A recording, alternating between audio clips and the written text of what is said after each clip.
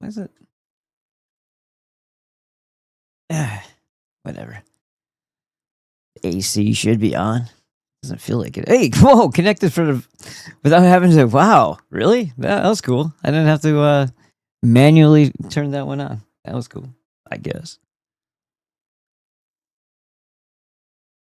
All right. Well, we're here. We're back. What's up? Why say goodbye? Auf Wiedersehen. When you can say Velveeta-Zane, right? You know who that guy is, right? Oh, you don't see that. Fuck. Hold on. Well, maybe you did until I pressed that button, but I still had it on that. There you go. Now I can see me. Mike Israetel. I guess he was pretending to be in the 80s because of the headbands and the bright colors, I guess. Kind of looks a little gay too at the same time. I don't know. I don't understand the origin of the picture, but I found it online and I thought it was funny. Man, I really clipped out. Like I put so much like effort in that edit, and I didn't even do like crazy node special effects because I don't really know how to do that. It gets easier now that you can ask questions, but it's still not easy without tutorial. And then you also have to figure out like you don't even know what the heck you can do. So what do you know? Like, how would you know what to ask to be taught how to do? Like green screen stuff is pretty easy. I was going about it in a really wrong way through DaVinci Resolve for a while. And I still made it work.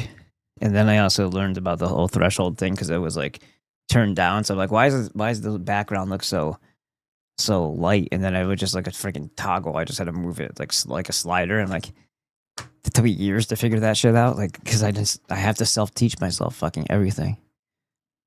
So anyway, going through this list here, I've got a bunch of stuff. I'm gonna probably ask Dr. Glidden tomorrow. I got to make sure I don't forget it as well. I want to know about the endocrine system, the adrenals. I want to know everything. Did you know this? Let me give you just a short list. I don't know if it's short. Maybe it's the whole list. It's hard to read this though because I'm that much of a jacknut. Let's see if it's still up here. I don't know. I don't think it is.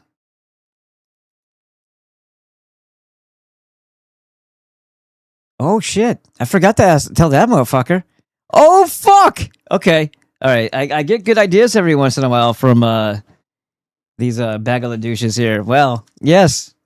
Huh. All right. Let's see what happens when I do that one. DEREK for more plates, more dates. I don't know why I didn't think of that asshole. Because I don't like him, I guess. But if it gets the video scene, because he had his Turk builder or whatever the hell it was, Turk something. Whereas testosterone taken down by basically Greg's reporting that it was cyanosis, which is the wrong plant.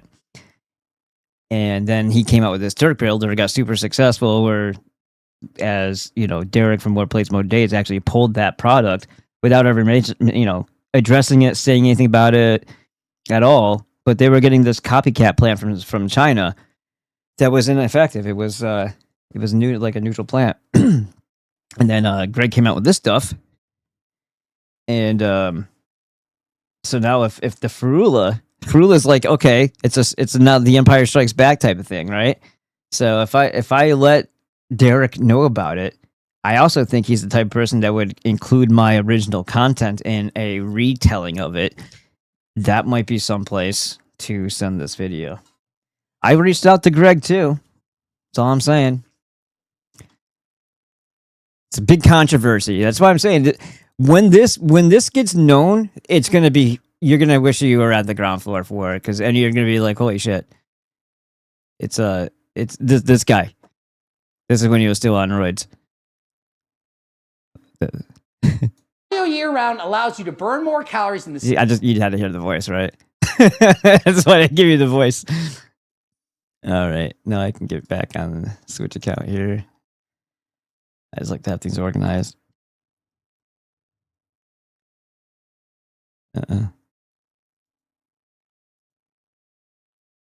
So now it says 138 again. You see what I mean? What are we doing here? 151. So however many times I pressed the button, that's what it's gonna. It was 152 a second ago. Before that was 153. Now it's 151. This shit'll make you nuts if you watch it too often. And then if I go to the statistics on this, it says 170. Please share this Hold if on. you want to know more Hold on, about those. Hold on. Let's go to analytics. What does it say right now? 174 views. 35% from a YouTube search. So I guess something's wrong with my Ferula Bangada.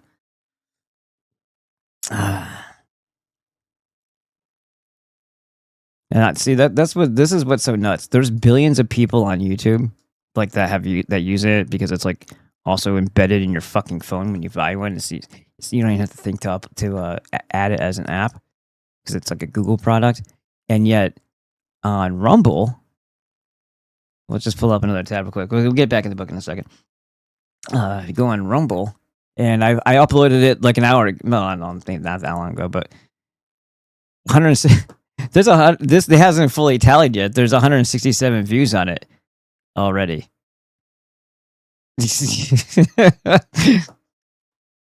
But this is the wrong place to build something like this, as I am aware of too, because I've seen what happens to really big 4 or 5 million, follower or subscriber channels on YouTube come over here.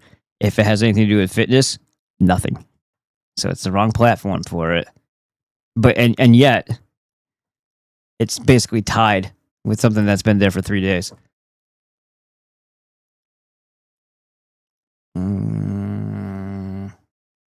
Oh, I gotta go down here.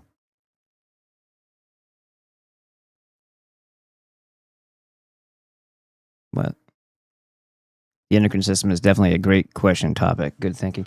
Yeah, the reason why is, well, the liver, I was going to get into what the liver does, right? So what is it? I was like, what the hell does it make? Because we're giving me these things piecemeal. I said, so wait a minute. So it creates cholesterol.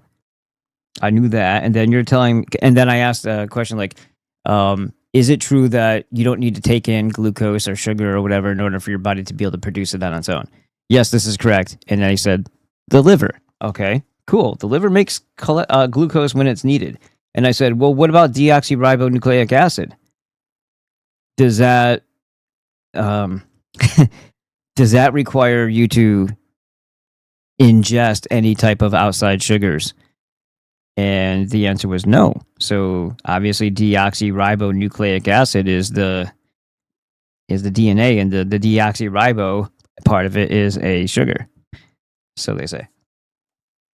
And so what else does it make? It makes coagulation factor, it makes albumin, it makes globulins and complement proteins. It makes bile, urea, IGF-1. It makes oh Jesus, did I just like write it fast? TPO, which is a bone marrow. It tells the bone marrow to make platelets. There's angiotensin. I don't know what the fuck I just wrote there, but I better write it better next time. Lipoproteins. So VLDL, LDL, and HDL. Those are the things that hold the cholesterol inside of the transport, I guess, to distribute cholesterol. SHBH, which is sex hormone binding globulin. Ferritin and transferritin to transport iron. So that like that's just like a short list, or maybe it's everything. I don't know, but it's pretty important because most people think of it as just like a filter. You know, it's like the checkpoint before your body allows anything else to pass into the bloodstream.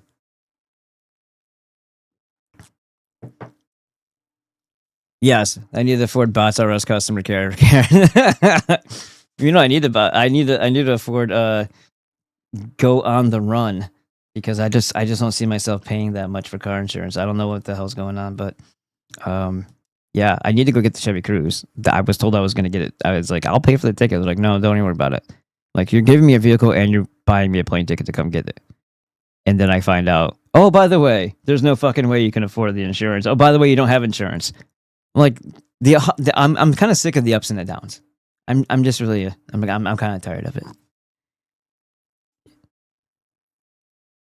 Speaking of like stress and like receptors and overload, I think I've burned out. Like I just don't have it. And there's a hatred. There's like a worry factor because of course I'm a dad. So the worry factor is mostly that because I could just easily walk away from everything. I love this house. Don't get me wrong. I love this house.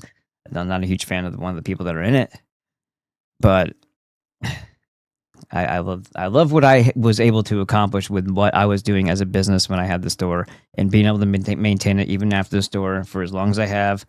I love it. I wish somebody didn't make it all cluttered sometimes and as hostile. But as far as this place itself, I like it. I've got an 8-foot pool table with black felt in the room back from when I still lived in California. We moved it out here with us because it was the good times.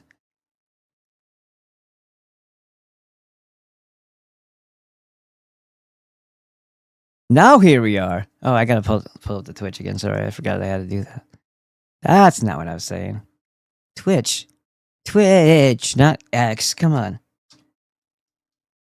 Forgot you have to have that. Like you kind of have to have that on.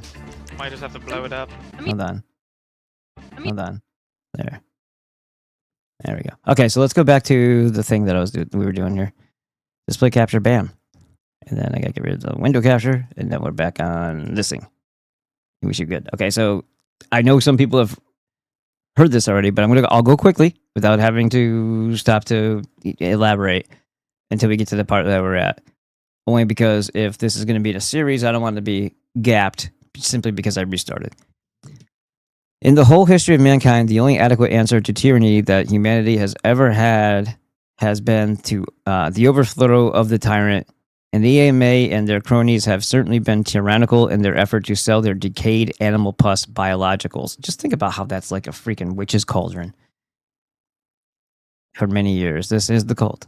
I believe that if these efforts at compulsion, coercion, or compulsory laws to force the use of any kind of biological or so-called test, well, forcing anything that you don't agree with their quote-unquote science, because there's only one voice, there's only one type of health care, there's only one type, like this is how it's reinforced. Like Dr. Glidden always says, there is more than one discipline. Nobody actually practices medicine.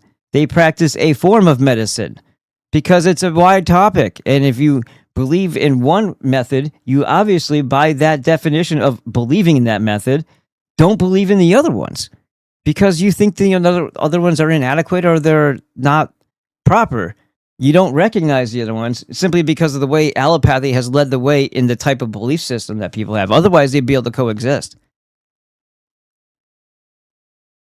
You would go to your MD when you got a broken leg. You know, you'd go to your naturopath for every daily thing, every other thing that is common. And a homeopath. Because they double as nutritionists.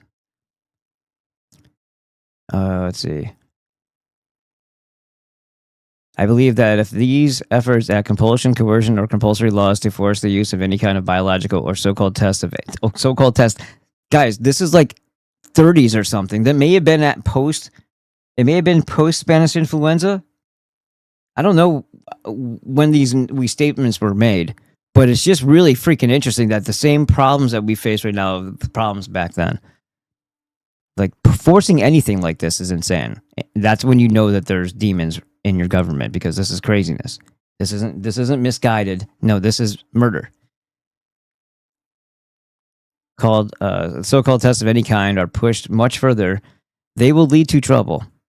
As we show in this book, the underlying germ theory is a fraud, and everything based on it is also fraudulent and should be forbidden by law. And when the public fully realizes what a colossal fraud the use of these decayed animal pus concoctions are, you won't be able to jail a man for shooting a pus doctor who tries to vaccinate, inoculate, or test his children. Yeah, test with what? You're also probably infecting with whatever the hell you're doing. Oh yeah, just take this. It's like people are so dumb. It's like they don't realize that they're at war with the people that are the control mechanism of their country. So when you're at war, would you line up thinking that, oh, wait a minute, this is like a what do you call it, a dysfunctional relationship or a hostile one, where you're trying to make peace and hoping that when they come to you nice, if you just play nice, everything will be nice. Yeah, except when they're trying to stab you in an arm with a needle, rather than have to, I don't know, bring out the fucking military to suppress you, you'll be dead soon enough.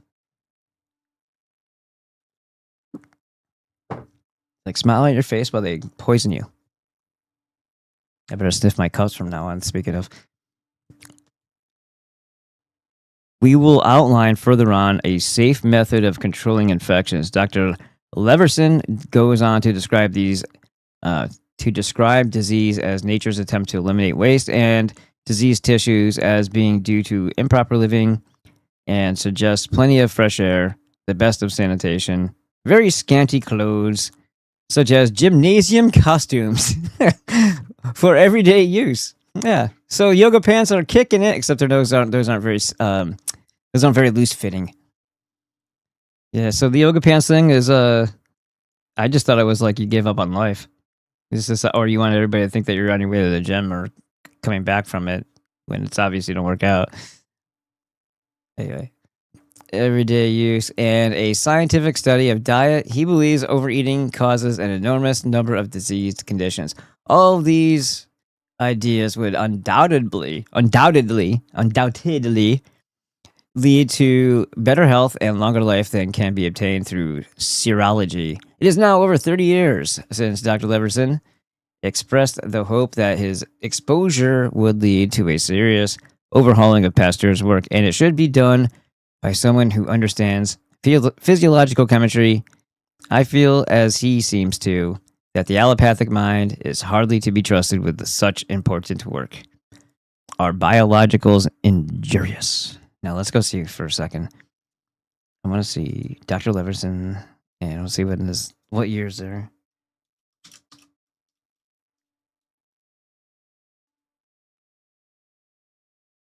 Why did it have to be Dr. Oh man, Dr. Jeffrey. Yeah, not Rebecca. Fuck that name. Dr. Jeffrey H. Levinson. I said Leverson. Fucking bitch. I swear to God, they're gonna give me something contemporary. Well, fuck you then. I'm just gonna continue on.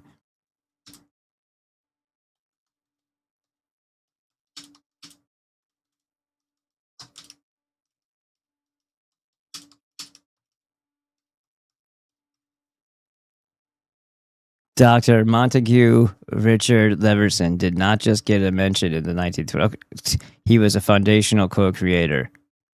You have to be a smug punk? This is somebody talking about their statements, faggot.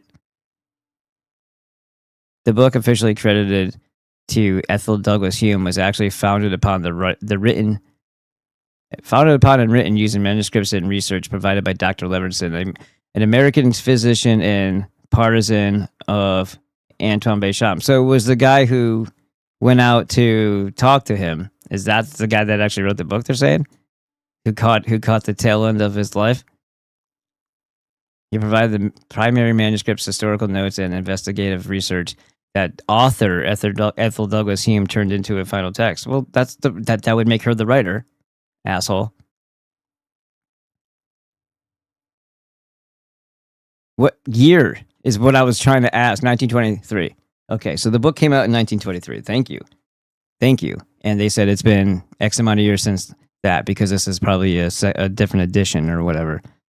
Because this book, you can't get Béchamp or Pasteur without the two books that used to not be together, squished together now.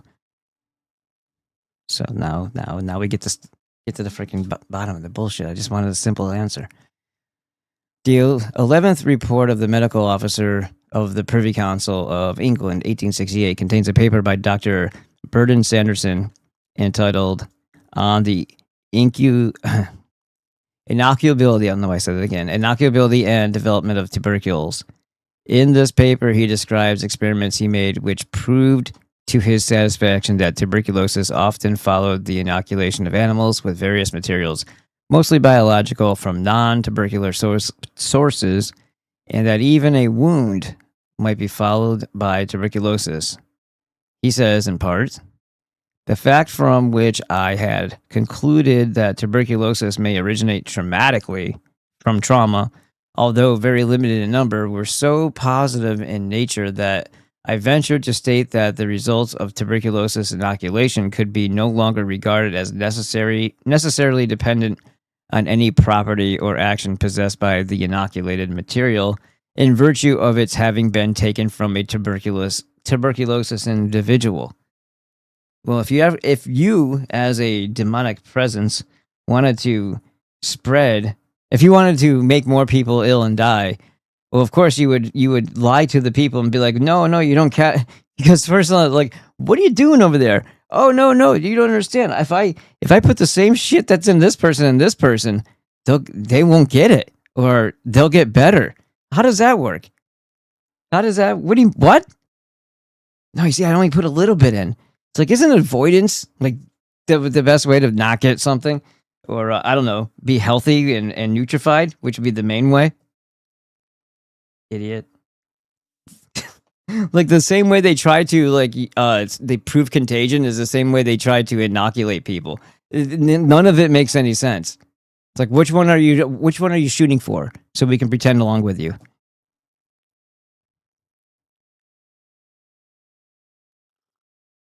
The truth of this inference has now been established by the experiments of two competent observers, Dr. Wilson Fox, professor of clinical medicine in University College. Isn't that's kind of sounds like somebody was making a joke, right? Like, that's something you would see in a cartoon or something. Like, give me a beer. Like, that's what you do when you go to the bar, right? You say beer, and they just know which one you want. It's like, oh, where are you going? University. To the college? Yeah, it's college. It's college It's University College. Yeah, that's right. That's it. That's a place. It's like, I guess no one paid you for product placement. Oh. And Dr. Kohnheim, oh God, of Berlin. Well, he might actually be a German. We don't know. The following paragraph contains a summary of their results, which are the more valuable as they were arrived at altogether independently and without knowledge of each other's inquiries or mine. I don't like how they pronounce without knowledge either of each other's. Yeah, that's not right. That's like a dyslexia for cure found instead of saying found cure for dyslexia. From the tabular summary of Dr. Fox's experiments, 117 in number, it appears that of 70 animals inoculated with various products derived from the bodies of non-tuberculosis patients, about half, 34, became tuberculosis. In addition, 5 animals were inoculated with putrid but originally healthy muscle, and 4 of them became tuberculosis, as was found. Well, what is tuberculosis? Reactions to horrific things being injected into you? Okay, yeah. Well, there you go. You don't need to put anything in the needle, really. Well, you actually do, but I mean, it doesn't matter what it is. It's a foreign thing. Ah! Your body's freaking out. Wow, how'd that get there? There's this whole process that we go through before we let anything into the bloodstream. How the fuck did that? Whoa! And your brain freaks out. Dumps a bunch of freaking shit. And then people wonder why they're twitching, bleeding, dying, brain swelling. Well, I don't know. Maybe because your brain went fucking haywire when you injected yourself with a bunch of shit. Can't imagine why the pus putrescence would be so bad for you. They should have stabbed it right in your skull. Maybe that would have been better, like they did with the rabies tests. or the kuru. Remember the kuru one? Oh, look, it killed the monkeys. What? Stabbing a syringe full of just about anything into the skull of a monkey made it sick and die? Oh my god. It must be kuru. You're right. It's all about those damn, what do they call that? Those things that peel backward, they call those proteins. prion disease. I told you, I showed you the whole guru bullshit. It was another child molester involved in that too. Gaidashek. Oh, and then there's also telomeres. I heard Dr. Glidden going over telomeres the other day, and I'm like, even though I know it's fraud and pseudoscience, I wonder what these types of supplements and the use of steroids do to quote unquote telomeres and their length. It definitely makes your brain like you have like the beginning of the tape and the end of the tape when it comes to anything, right? Like you are the cassette, but it's up to you how fast you get to the other end. Are you gonna play the tape or are you gonna fast forward to the other side? So if you're taking things that accelerate your body, it's also accelerating all of these other things. And then people who took steroids for 2 years look like they're 10 years older. And it doesn't come back. But also that has everything to do with your nutrient deficiencies being made even more severe through the overexertion of the functions of the body by means of the performance-enhancing drugs. Where are we? In addition, 5 animals were inoculated with putrid but original. We saw that. Okay, where did it end? I'll just start with that one. In addition, 5 animals were inoculated with putrid but originally healthy muscle, and 4 of them became tuberculosis, as was found when they were killed at various periods from 84 to 122 days after the inoculation. Of 7 animals in which cetons or other mechanical irritants were introduced under the skin, 2 became tuberculosis. But again, what are you defining as tuberculosis? A set of symptoms?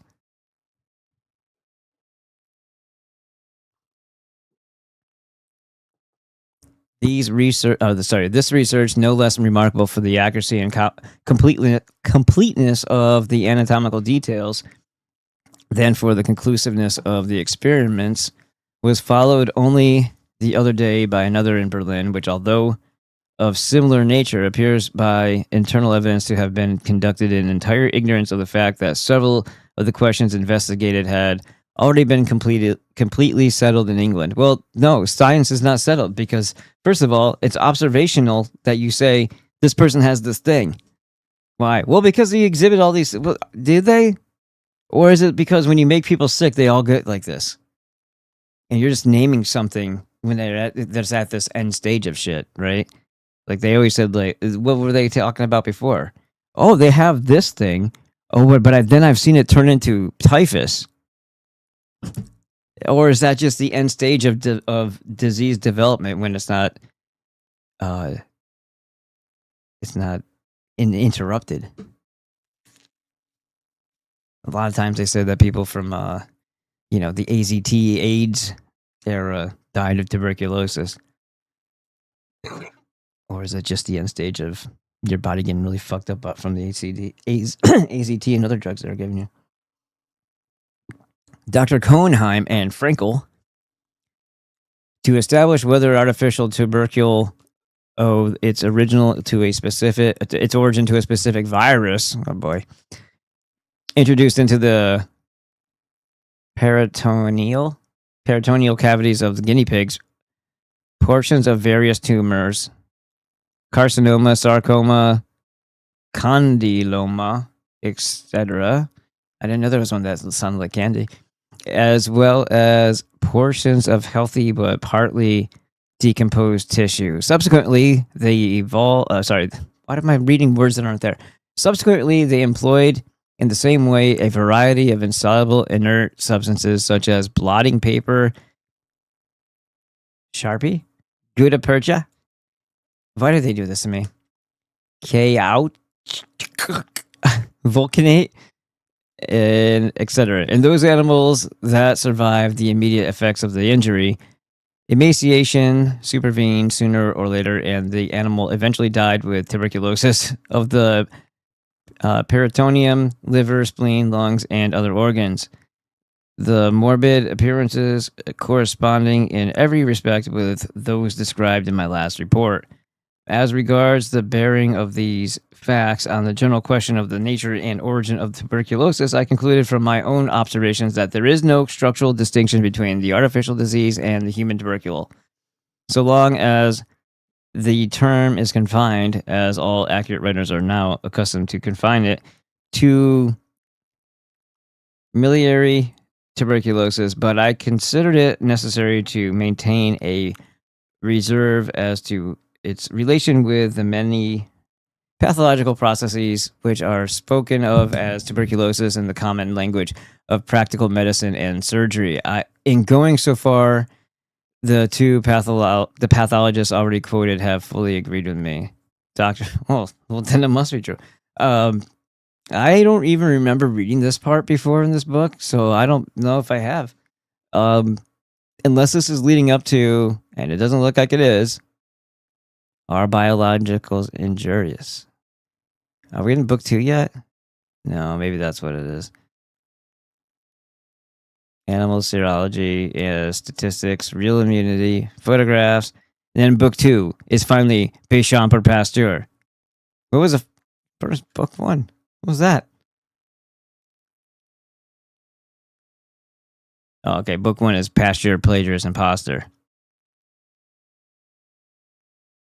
So this person was wrong about what they fucking said about the whole Levinson thing. That was about the thing that they squashed together with it, because those were all his quotes. They don't know what the hell they're talking about. Anyway, so I thought this was leading into his. Yeah, maybe that wasn't even in this book. No, hydrophobia is here. But where's the one with yeah, I guess I'm trying to figure out where I get the Koch's information from. Maybe that was from Virus Media. Maybe that was where Koch and his deceptions came from. I thought it was in the same book though. Of the cult in theory. A few examples of the cult in theory and practice. Some lessons from the World War I. I think it might be part of this book still. Because there's a part where they talk about the tuberculin. And tuberculin is another fraud. And that was done by the guy who actually, codified the scientific method, but never followed it when it came to his own dealings, because I guess people would assume that he would have.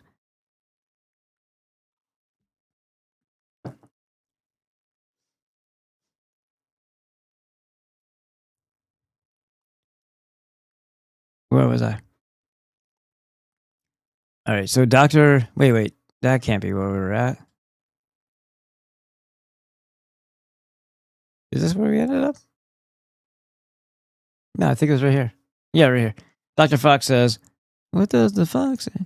I must confess that skeptical as everyone must naturally at first feel on the subject, the cumulative force of the evidence in favor of the tubercular nature of these growths appears to me irreversible. Irresistible. Look at the word, Daniel. We are either dealing with tubercle, or we have before us a new and hitherto unknown constitutional disease of the rodentia, consisting of growths which, to the naked eye and in their histology, correspond with all the essential features of tubercle and man, which occur not only in the organs which are the chosen seat of tubercle and man, but also in the same parts of those organs which have the same vital characters and the same early degenerative cheesy changes. Is that a mouse joke? Not separation nor acute softening, and with no marked characters sufficient to distinguish them from tubercle. I guess cheesy changes is a scientific term from very, very serious scientists. Cohnheim says, all the marks by which tubercle is characterized are present. The agreement of how did I make agreement into arguments? Isn't that the opposite? The agreement of the product of inoculation with human miliary tubercle could not be more complete than What the fuck? What happened? Jesus. Where the fuck did it go? All right. All the marks by which the tubercle is characterized are present. The agreement of the product of inoculation with human biliary tubercle could not be more complete than it is.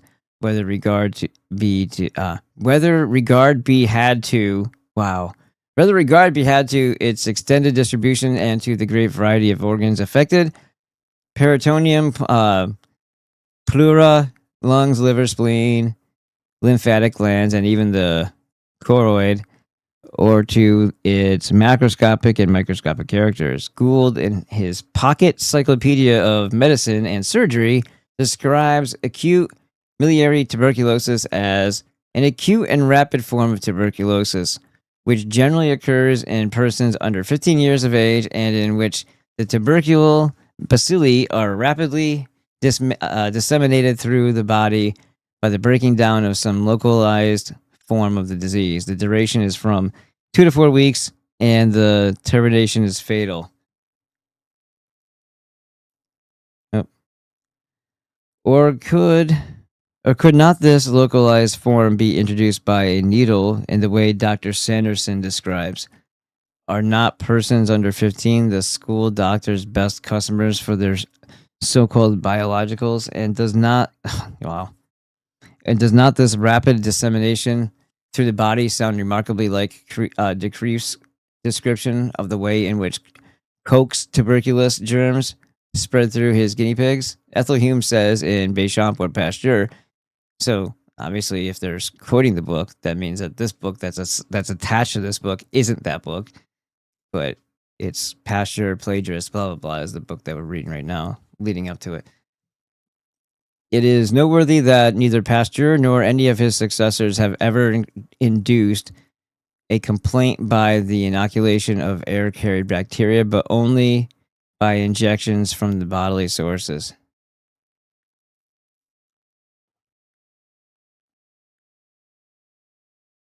I believe this would account for a very large part of our miliary. I'm just going to go with that. That's fine, right? Tuberculosis in persons under 15. Undoubtedly, it followed the injection of some biological. Oh, isn't that something? So somebody got a shot, and then they got this thing called miliary tuberculosis. Boy, wow. Okay, this is 1920s we're talking about, and they're already noticing this, but 1913-ish, 1912, when the Flexner report came out, the fucking deal was already done. Too bad. Your overlords have decided their brand of genocidal eugenics, and it's going to be done under allopathy.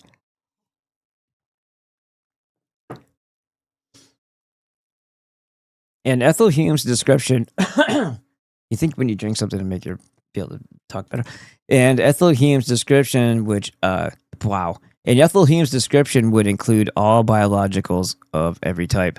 Dr. Sanderson continues, my further inquiries lead me to believe, in the first place, that these characters belong much more generally to tuberculosis growths than I had at first supposed.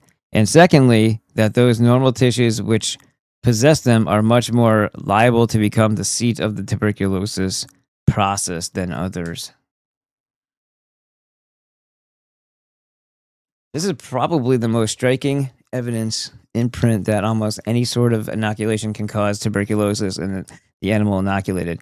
So they're saying, because I don't know if it's just a lack of range of understanding of other, how they go willy-nilly crazy, like everything's its own thing, and then it's a different strand of the thing. They're just saying this is all. Anytime somebody like is getting sick and dying from their shots, it's tuberculosis. The tuberculosis outbreak, which is very interesting when you think about, number one, the asylums of the turn of the century, right? And then the actual tuberculosis death camps, basically, which were another, like a tuberculosis asylums that they had. Gee, could those have been all victims of injections? Because right around, the 20s, 1918? to 1921 was the Spanish influenza, which was most certainly done by vaccination, and maybe some of it had to do with the introduction of like radio waves or whatever, but that's just enough to get you a little sick. The shot that they give you for it is what kills you. Same as here. If turning on the 5G messed with people's bodily workings and they had to adjust, they would have. Or some of them probably would die because they don't have the proper nutrients in them and all that stuff, and they may have comorbidities, and it's just too much for it to handle. But yeah, the human collective adjusts to abrupt changes in its environment, including signal, pollution, I guess you could say. Like the radio waves would be radiation, right? So you're talking about having to adjust to that. Same thing with sonar, radar. They say every time one of these things happens, there's a bunch of people get sick. Yeah, but they just get sick. What kills them? It's the shots. It's the solution to this problem, quote unquote problem. Now, if you have emitters out there and you want to turn the dial, metaphorically or whatever, up and down, up and down, up and down, and people get sick, people don't get sick, you know what I mean? But you can constantly send out signals that people won't get used to because it's not a constant thing anymore. Plus, also, it's more directed and more concentrated. You can make waves of people getting very ill because the intensity. And every time it's an epidemic, it's a this, it's a that, come get your shots. And I guess if we ever decided to get up into an uprising, they would just suppress us and stroke us all out with the same type of technology. Your skin would turn on fire, or you would have a stroke, or your heart would stop, or something like that, or burst in your fucking chest, depending on how they're tuning into you.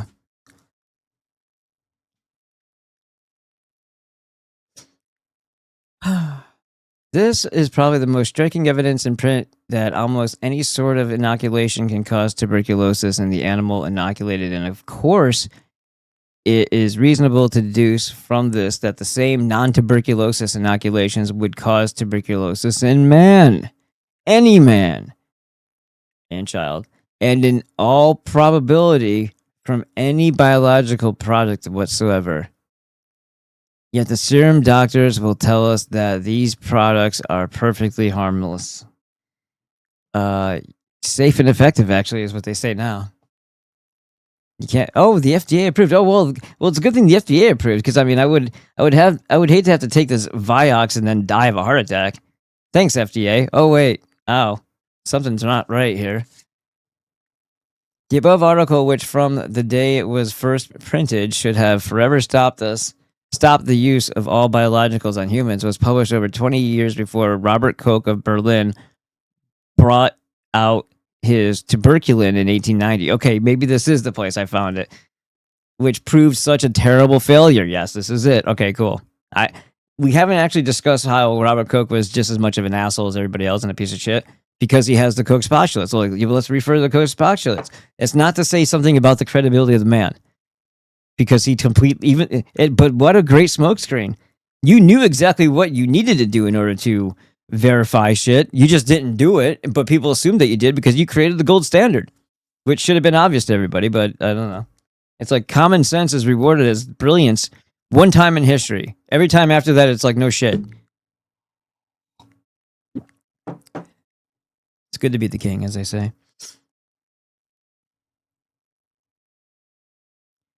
The zoophilists. Is it zoophilist or is it zoophilists? Is it a zoophile? Zoophile? Is that what it is? Like a zoologist? Like zoologist, as they sometimes say? I don't know. For May 1st, 1891, reported deaths in 123 selected cases in Berlin from November 1890 to February 1891, which caused Koch to fall under a cloud, but he did not give up until the government finally closed him down because of the terrible death rate.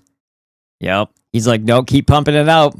Printing money here. Don't give a fuck about your life. I don't care if it doesn't work. I'll stop when they stop me. Dr. Paul de Kreef describes this work of Koch's. These are mass murderers, guys, without conscience. Founders of your germ theory. Same as it ever was. Dr. Paul de Kreef, and oh, by the way, a lot of them have no problem watching and witnessing pure evil right before them. As long as a person has contributed something to their lives, they don't care if they did horrible things or not. There were people around the whole AIDS lie. I think it was it Galway? What was his name? Gallo? Yeah, Gallo. I think it was that guy who was speaking out positively about that Gajicek guy, but who was a prolific, hardcore pedophile.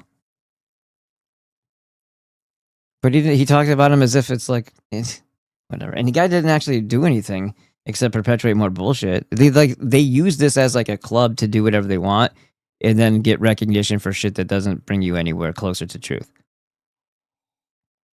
That's who occupies the halls of these types of things now. Dr. Paul de Kreef describes this work of Koch's on the tuberculosis germ in rather lurid language, yet recent efforts to produce a serum for tuberculosis seems to justify his words. He says of Koch's search for the microbe, the microbe hunter, the elusive virus. I have it, he whispered. Okay, I guess I meant to say, because I saw an exclamation point, I have it. And called the busy Loeffler, I'm going to go with. L-O-E sometimes is an A sound. Sounds better than Loeffler. Loeffler. And the faithful Gaffey from their own spyings on other microbes. Yes, these are the peeping Bobs. The Robert Koch. He's spying on those microbes. He's got his binoculars in your window. If you were a single-celled organism, I guess. Look, Koch cried.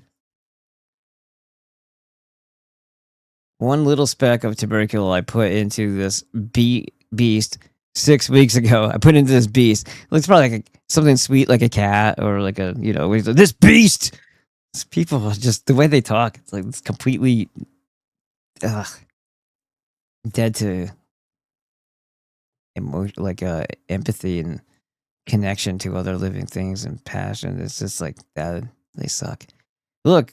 Koch tried. One little speck of tubercle I put in this beast 6 weeks ago.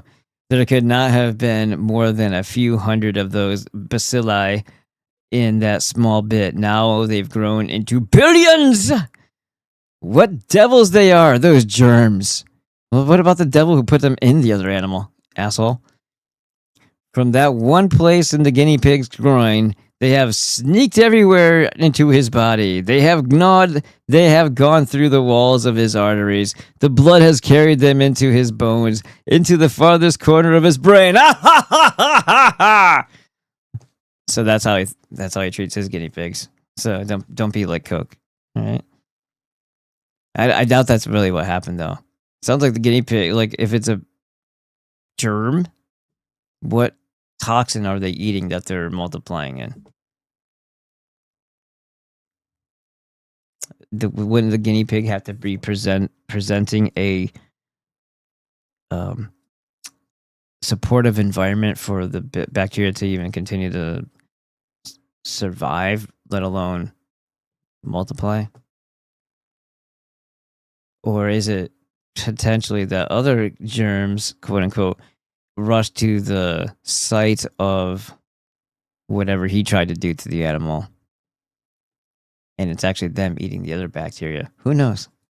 He doesn't know either. Read that over when your child brings home a card from school requesting permission to put the same sort of stuff into his blood. Yeah, good point. And tear up the card. He says that Koch found and grew 43 different families or varieties of these deadly germs.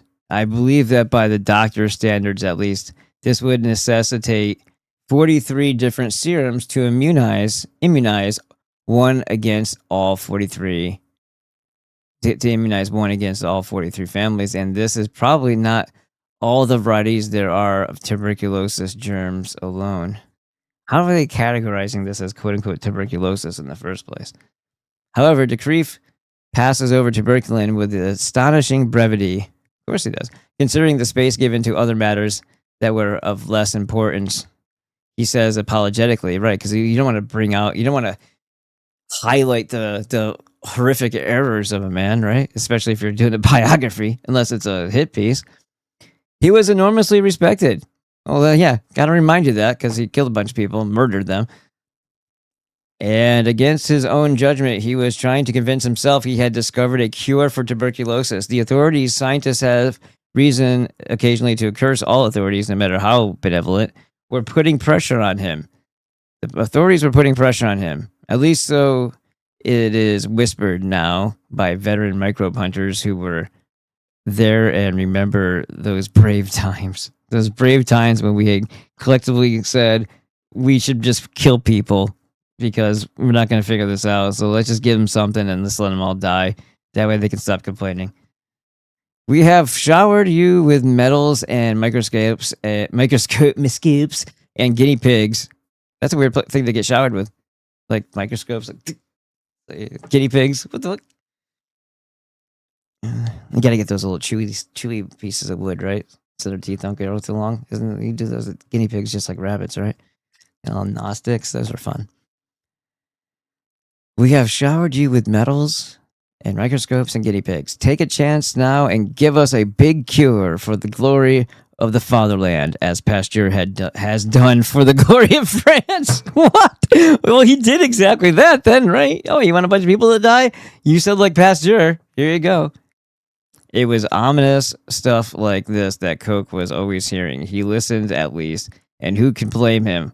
For what man can remain at his proper business of finding out the ways of microbes with governments bawling for a place? They're totally bawling for a place in the sun, or with mothers calling. So Koch listened and prepared his own disaster by telling the world about his tuberculin.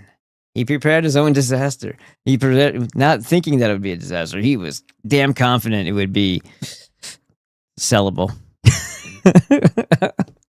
And here de Kreef changes the subject very abruptly. Well, glad we don't need to go any further than that. Yeah, he's found some stuff, and then we're going to go on. Yeah. Look over here. Hey, whoa. Who said that? Remember, what was that? Was it a courtroom scene of some sort of? Well, maybe it was a cartoon even. Maybe it was South Park, where it's like Johnny Cochran's like, he just like whispers, like he goes, "Nigger." Who said nigger? Why does it gotta be about race? Jesus. He's the one that said. Anyway, Dean of Microbe Hunters of the World. Dean of the Microbe Hunters of the World. Czar of Science. His crown was only a little battered. Koch had come to Italy to prove that mosquitoes carry malaria from man to man. Why doesn't everybody get it? What's it matter how it happens? If your body's in a weakened state, that's when you get ill. I understand avoidance. Don't go skinny dipping in a swamp full of mosquitoes unless you want bad things to happen. I get it. Oh, and especially since the gates of hell there is releasing all these like wacky mosquitoes. And well, by the way, there was something else in relation to that. Did it come up while we were talking with Dr. Glidden and Dr. Monzo? Those bioengineered mosquitoes that in the hundreds of thousands or whatever.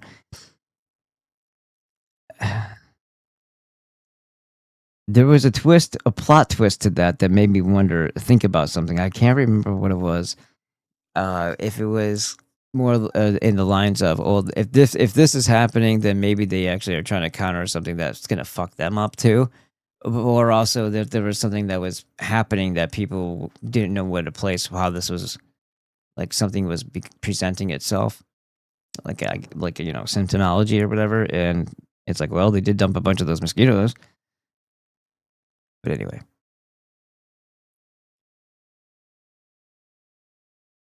Coke was an extremely grumpy, quiet, and restless man now. Sad because of the affair of his composition. Sad because of the affair of his consumption cure, consumption's tuberculosis, which had killed a considerable number of people. So Coke went from one end of the world to the other, offering to conquer plagues, but not quite succeeding. So just because I failed, and when I say failed, like as a result of people taking my stuff, they were murdered. I'll just keep on letting people know that I'm the guy for the job. Does this not sound like why wouldn't you bury your head in sand or be worried about being thrown in jail? Why and how are the protections? Because I'm a scientist and we'll just fuck it up until we get it right. Yeah, or it's a sheer and clear sign that in Europe, even before here, they had succumbed to the freaking cult, and the cult is representative also of the finances of the banking. So the more death, the better, right? And the more idiots who either actually believe that they can do something or simply are fraternal brothers of this cult go off about and do this wicked, stupid thing, and the authorities or the higher controllers of governmental affairs let them loose on the public because they're part of the brotherhood as well. It's possible. Neither are his successes in the uses of neither are his successes in the use of serums, nor is there any likelihood of success in that direction, as we hope to show. I don't know what the neither part is for. J.W. Brown, medical superintendent of the Calera Sanatorium, South Australia. So there's a sanatorium. Sanatorium. Not sanitarium. Sanatorium. Like sanitation. Quotes Coke at length to the effect that, excuse me, I'm hearing a dog in the background too, so forgive me if I sound distracted and my cadence is off. While an injection of tuberculin into a healthy person will probably start a tubercular sore, an injection into anyone already infected will contract or kill the first infection without doing anything more. Oh, is that right? So let's say that again. What happened?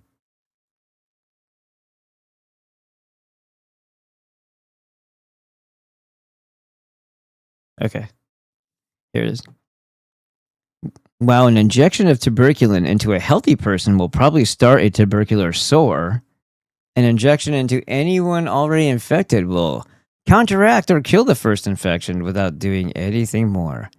So you damn well better be sure you have it before you get that shot. Note that he admits that it causes tubercular sores in a healthy individual. Hence, you'd better know whether you have tuberculosis or not before you take it. That's exactly what I just said. Whereas now it's like, yeah, you take the shot, and it's like, yeah, because I'm trying to avoid something. Well, why are you trying to avoid something if you're having it injected directly into you? It's kind of the opposite of way of going about that. Avoidance doesn't mean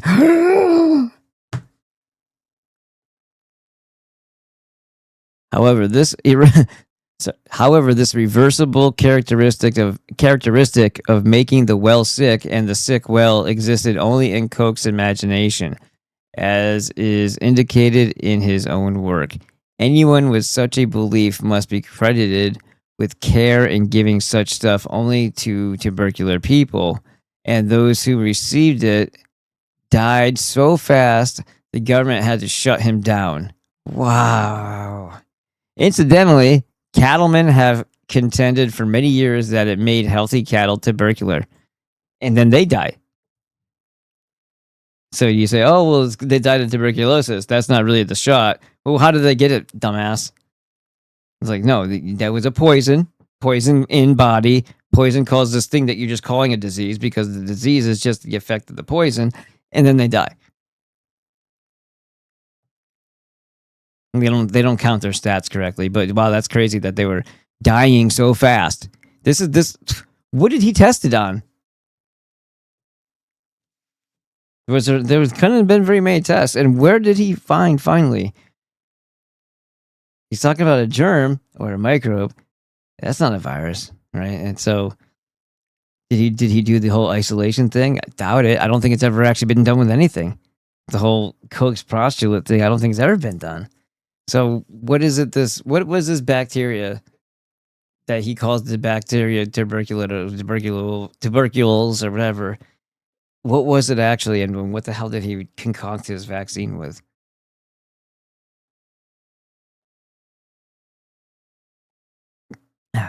And what the hell they do with each and every one of them that we are supposed to take? Keep on rolling those dice. However, this reversible characteristic weird, so that anyone with such a belief must be credited with cure and giving such stuff only to tubercular people, and those who received it died so fast the government had to shut him down. Dr. Brown says, "Good work, Marty." Now, he said, to date, upwards of 200 different forms of tuberculin have been prepared and described. 200.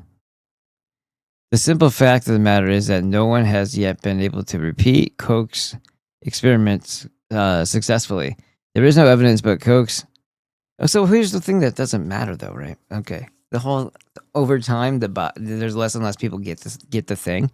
Well, a couple things could happen there. We adapt to whatever the hell it is. We get the 100th monkey thing going on, except we're not and never were monkeys. So I don't like using that expression simply because Darwinism is retarded and evolution is not right. It's not as retarded to think about, but they're still not accurate. Anyway, and then so what else is the other reason? Well, better sanitation, better nutrition in the places or areas where these things normally were prevalent to have outbreaks in, right? So it could be because they have better nutrient intake, cleaner water, whatever. In addition to adaptive ability of the human, right? The human organism as a collective. Let's let it be. But no, scrambling and trying to force nature and God and everything else in your desired direction is the way to do it, right? Because then at least you make sure that you kill a bunch of people in the process and can blame it on some disease. Anything that gives you an excuse, that's when you run in quickly and kill as many people as you can and then run back out. That's how this cult operates. Today, upwards of 200 different forms, right? The simple fact of the matter is that no one has yet been able to repeat Koch's experiment successfully. What experiment was that? Because the one where he succeeded in murdering people worked. There is no evidence but Koch's in favor of tuberculin as a therapeutic cure for tuberculosis. There is no evidence but Koch's in favor of tuberculin as a therapeutic cure for tuberculosis in guinea pigs. In balling for practice balling? What the hell am I reading here? What are we going? Did I miss a fucking page?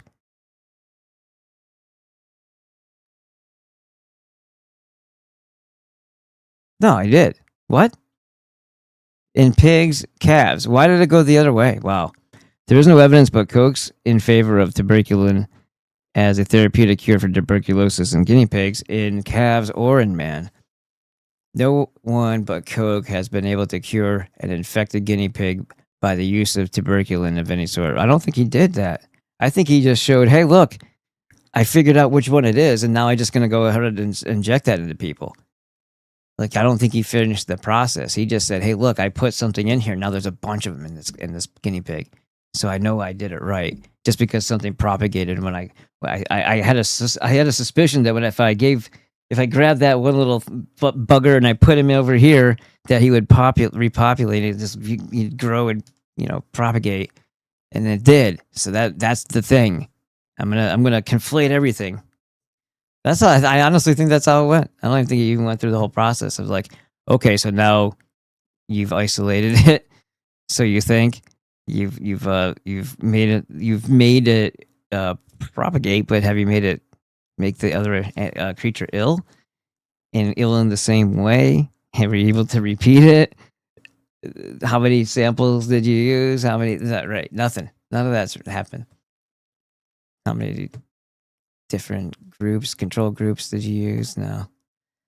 Koch, as Shira says, was an optimist. There is no question that tuberculin can do infinite harm. There's no question that it can do infinite harm.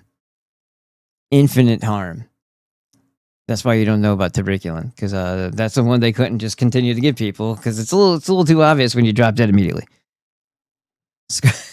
Scores of people have died prematurely at its hands.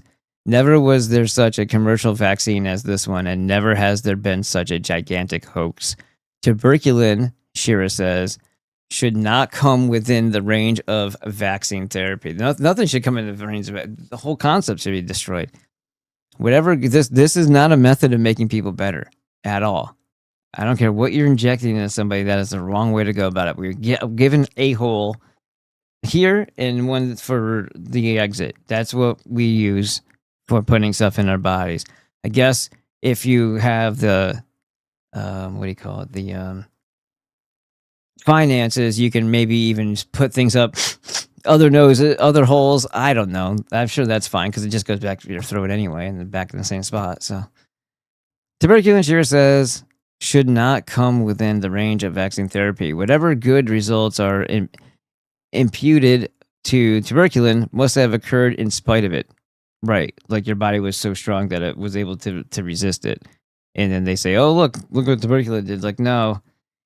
That's the whole thing, too, when they say, well, murderous chemotherapy, mustard gas, and radiation has a 97% failure rate. So they'll say it's a 3% success rate because cancer is just so bad when you get it. And it's like, no, it doesn't. It has a 0% success rate. What that is an indicative of is that there's 3% of the people out there who either probably never had anything going on as far as quote unquote cancer in the first place, and they were subjected to a bunch of poisons and radiation, and were strong enough, had the strong enough constitution to overcome that, or they actually did have whatever the hell they're calling cancer these days, and they were also, they had their vital force, they had their inner spirit that was indomitable against both the onslaught of the doctor and the condition that they had when they walked in. All that credit goes to the person, not to the doctor, because everything that they're doing is literally going to kill you in a long enough timeline. And there's no net benefit from it, no positive. Its virtues, I say, tuberculin must have occurred in spite of it, for its virtues are founded on experience which cannot be repeated. Much to the chagrin, much to the dismay of all the guinea pigs who signed up for that trial. Can you come in next week? We're gonna try to see if this tuberculin thing. Yeah, we're gonna see if we can replicate the experiment. Well, what happened the last time? Apparently, it cured the guinea pig of tuberculosis. Well, I'm a guinea pig. That doesn't sound too bad. Little did he know. You'll be missed, guinea pig. The disbeliever, too. The disbeliever, too, can point to many cases where the administration of tuberculin and pulmonary disease has been undoubtedly followed by disaster. And while he freely admits the undoubted powers of the tuberculin therapist to stir up the embers and kindle the fire, he has hitherto asked, hey, this guy's a hitherto person too, just like our buddy Waddell. He has hitherto asked him in vain for any evidence of power of the wow, where am I at? tuberculin therapist to stir up the embers of and kindle the fire. He has hitherto asked him in vain for any evidence of power to extinguish the fire. He just took the analogy too far. He rightly, I believe, where did me go? Considers pulmonary tuberculosis to be, at least in part and to a greater or less extent, a septicemia, and adds, the failure of vaccines to affect the disease in any but an adverse manner is thus explained. As we all know, vaccines have invariably been found useless or worse than useless. As we all know, vaccines have invariably been found useless or worse than useless in septicemias. So if something goes septic, you say, oh, well, isn't that also like a bacteria eating something to make this, like what's the infection then? I don't know. Such statements coming from a physician of Dr. Brown's experience should write fini on the use of tuberculin as a cure forever, and it is no better as a test. Dr. Pertroff and Branch, in a discussion of the BCG vaccine used on children, finds that tuberculin seems to spread tuberculosis in those who have the latent or benign form which vaccination is supposed to give. Note also that the tuberculin seemed to spread tuberculosis in these cattle tests, as it did in Koch's experiments on humans. They say a big word. I think it's Zeknovitzer claims that guinea pigs come. Sorry, I was able to say Zeknovitzer, but I couldn't say become. Zeknovitzer claims that guinea pigs become hypertensive to tuberculin after treatment with BCG. 70% of those infected orally, and 45% of those infected by the subcutaneous root react. I gotta get up for a moment. My brain's all fucking scrambled. I told you I was stressed out, but I was trying to make it happen anyway. I'm gonna just go say hello because they did come in. That's why the dog goes. Brr. So let me go do that, and I'll be returning. Let's put on a vid. What is anybody? Any special requests, kids? Let's look at the chat real quick too. Karen is keeping the whole thing up. That's not Karen. I didn't mean it like that. Now I feel bad. It might be a short list, but it's definitely not for the short bus. Yes, buy Daniel more coffee so we can afford the Bots R Us customer care team, or other things. I meant paying for fake followers. Oh, okay. Yes, I should do that. I don't even know how you do that. Not here though. Like just that doesn't help you with your rating scale though. I don't think. Then it just means you have that many subscribers that don't tune into your show because they don't exist. Doesn't that kind of put you in the lower category? You would think. I don't know. Can you put the link of this book in the chat and comment section if you have it? I think so. Hold on. You know what? This is actually in my Kindle. I don't know if there's a copy floating around there, like as a free PDF. This is in the Kindle, the Béchamp or Pasteur. Let me look. There's got to be a reason why I bought it.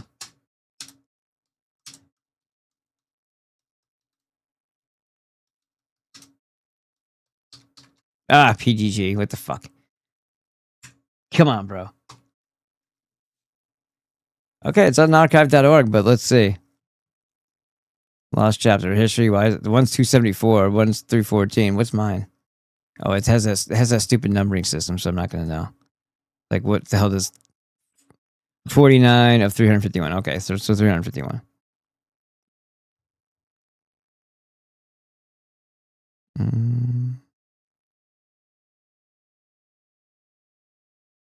The hell am I looking for? Okay, yeah.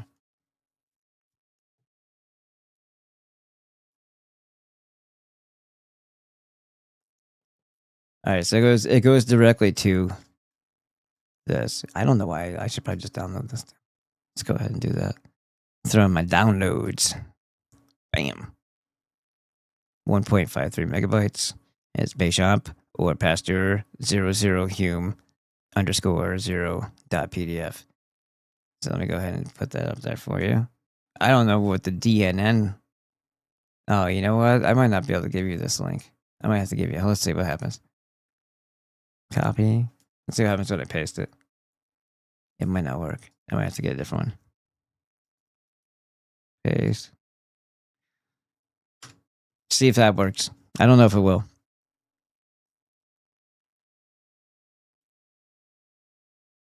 Yeah, I don't know.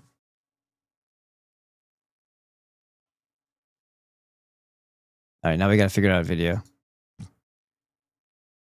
That's too short.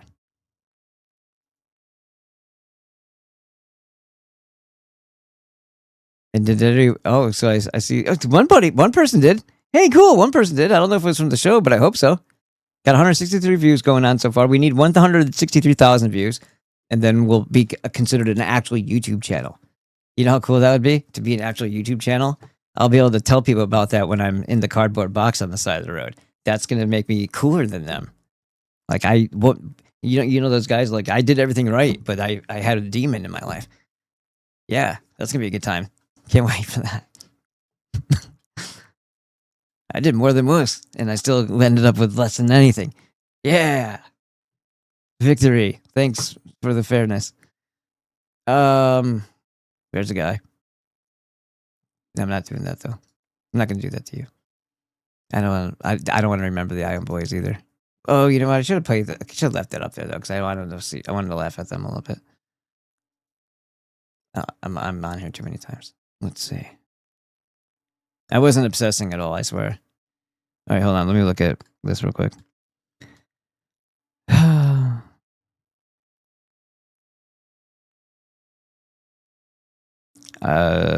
Is there anyone that can help parents who want to do a holistic approach to healthcare but are forced to do jabs because the state will take their kids if they don't? It's heartbreaking. I don't. I mean, it depends. There's so many different variables there, like where you could be in one municipality versus another, and it all depends on what kind of like radar you've already been on. Certain states are kind of like safer zones for that, where you don't even have to declare anything. You're just like, no, I'm just not doing that. No illness, no doing the thing. If you're not in the circles of public school and you're doing like an alternative school or you're doing homeschooling, there's another buffer there. Like it all depends on what else you're giving away to the government. And that determines how much they declare. Okay, well now that we own you because you accept things from us and you expect us to do things, well, we're taking these other liberties and we're taking over these responsibilities that would normally be the parent as well. So it's a balance there, because every time you think you're getting something, you're losing. And it's like, oh well, I get this, free healthcare because I'm on, low income. This is like, women or whatever. And yeah, but if you get it for you and your child doesn't go to all these visits, they could come after them, right? If you don't take the medicines that they prescribe to you, they can mess with your life because you you basically became like, people on welfare are basically a ward of the state that don't have to live in a specific area to be watched, but they're pets. And if your pet needs to be disciplined, they get disciplined.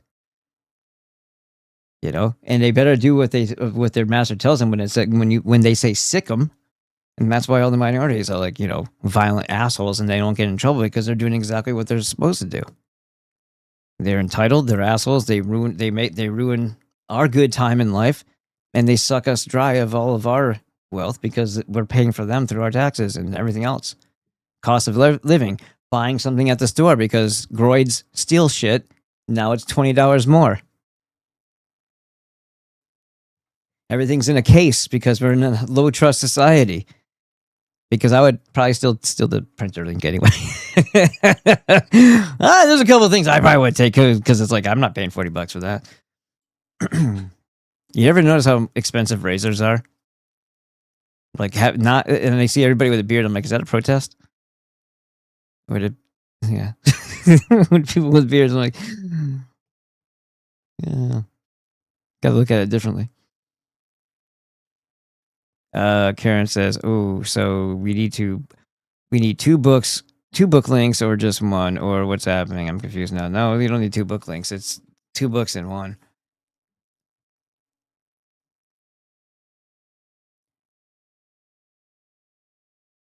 Yes, it's definitely all genetic. Our Cheeto in charge did announce 6G last year, 6 grams, which usually means it's been implemented at that point. Of course. Yeah, he said it in 2020. You're right. Because he said 5G, 6G. Remember that? That was a tweet from like back before people knew he was a ridiculous asshole. Like I knew, but other people didn't. I knew when he was doing the take the guns first, due process second in 2028. That shit was bad. He was a bad man. Oh boy, zoophiles. Save the animals. No, Poison is just an 80s band, right? I'm trying not to laugh so I don't cry for how screwed up everything is. Cokes, cures, postulates. All right. PSA. Is there other people on here? It's all Karen. Is anybody else watching? There's 14 people there. Say something, damn it. Public service announcement. Reading could cause a cancerous desire to learn. Glad I could help. Okay, let's see. Server error. All right, hold on. That means I'd have to go back to the link here and then just say copy. There's a copy button. There's copy link address. Let's see if that works. Or just look it up. Christ. No, it's the same thing. I think. Let's try that one. Does that one look like the same one? No, it doesn't. That one says DN. So this one is archive.org, download, blah, blah, blah, blah. All right. Leave me alone now. Let me find a video. And oh yeah, by the way, if you guys aren't following over there, there's 3 more people that have to subscribe before the end of the show. Otherwise, I'm gonna do a sit down strike right here. Let's do you piece of shit.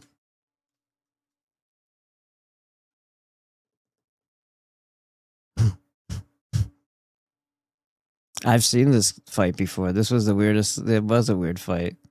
But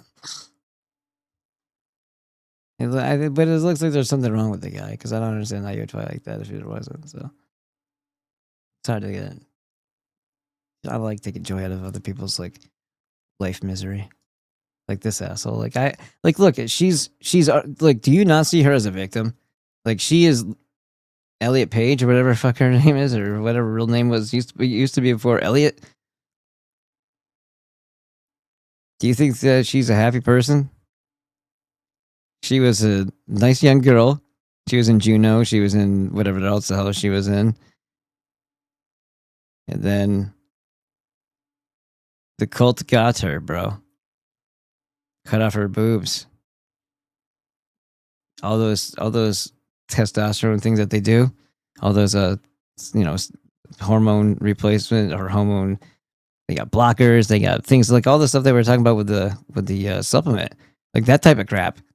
Now you don't understand the mechanism and how dangerous it is. That screws up with your brain. You can't potentially or possibly really be a happy person unless you're taking all kinds of fucking drugs in addition, because everything that your brain normally produces is not doing it anymore because it's not doing it for the right gender. So it's not working properly. It's not wired that way. It's only wired to go this way with these types of these levels here. When you decide, no, I want the levels to be this, you can't do that. Everything breaks. She's going to die young. So as much as I understand that it's it's irritating for her to be in a movie, playing a part that belongs to somebody else, 'cause that's an actual male. That's irritating, right? What else is this? I mean, besides the money, like what's the value and quality of this person's life, though? I don't see it. I don't think I would be okay with having anything cut off of me over some, over influencing cult whispering in my ear. Hey, you're gonna be our political guinea pig. Isn't that nice? Aren't you excited?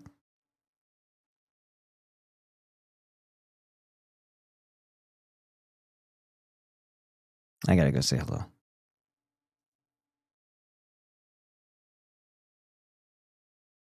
Let's open that up for later. Did I watch anything good today? Let's see. I usually just skim through this stuff because it's bullcrapsky. Bullshitsky, as they say. Oh, yeah. We were watching a little bit of this yesterday, weren't we? The criminal... I watched the rest of the... What the hell happened? Did it just bring me back to the top? Why did it do that? What did I do? I didn't even press a fucking button.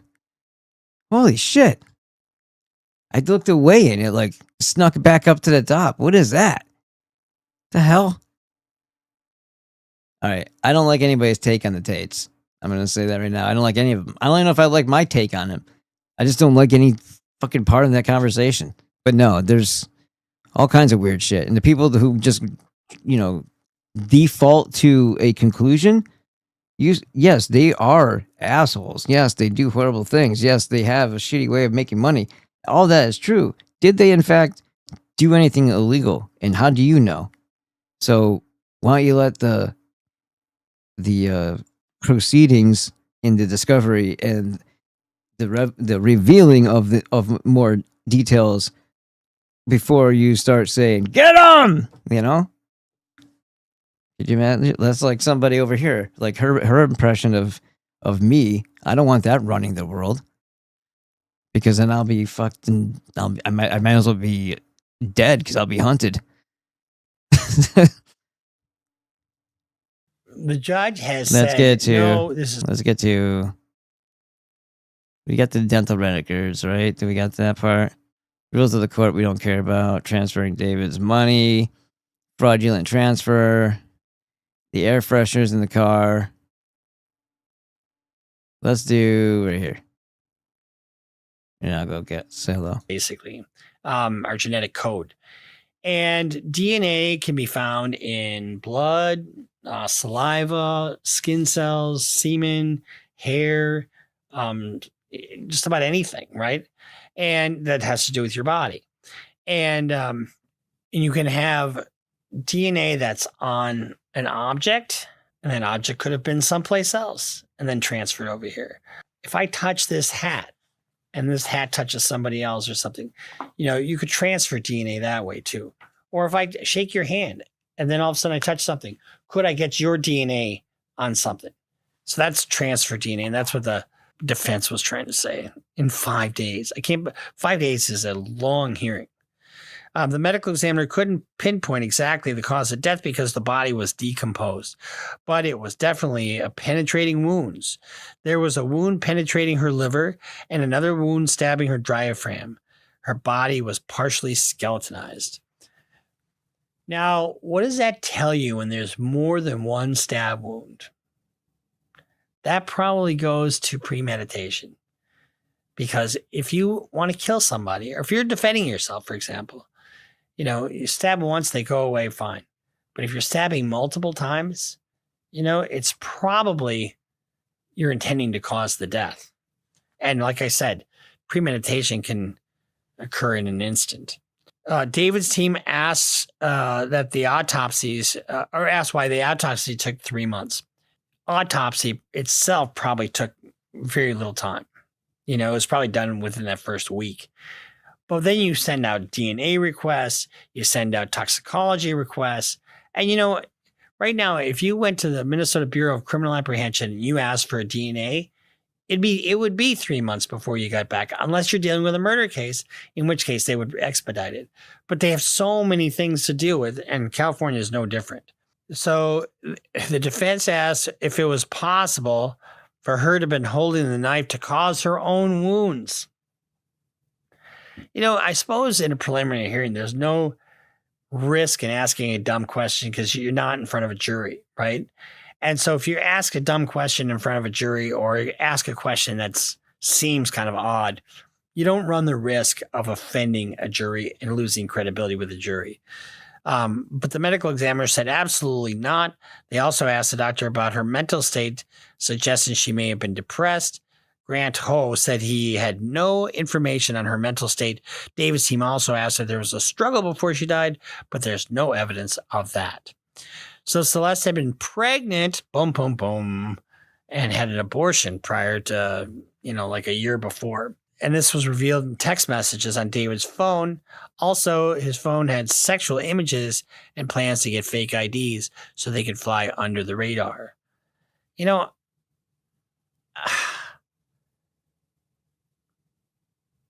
I don't get why you go after somebody so young. Court testimony reveals that Celeste Rivas, the teenage girl that David is accused of killing, was pregnant and that had an abortion a year before she was killed.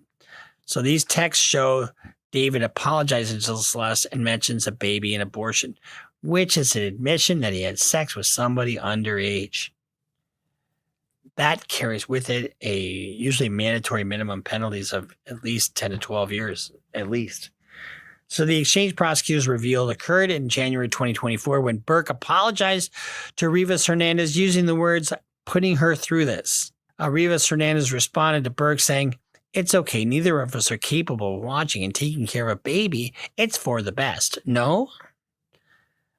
Unbelievable that you would allow your daughter, you give your daughter permission to travel with him internationally after you couldn't find her.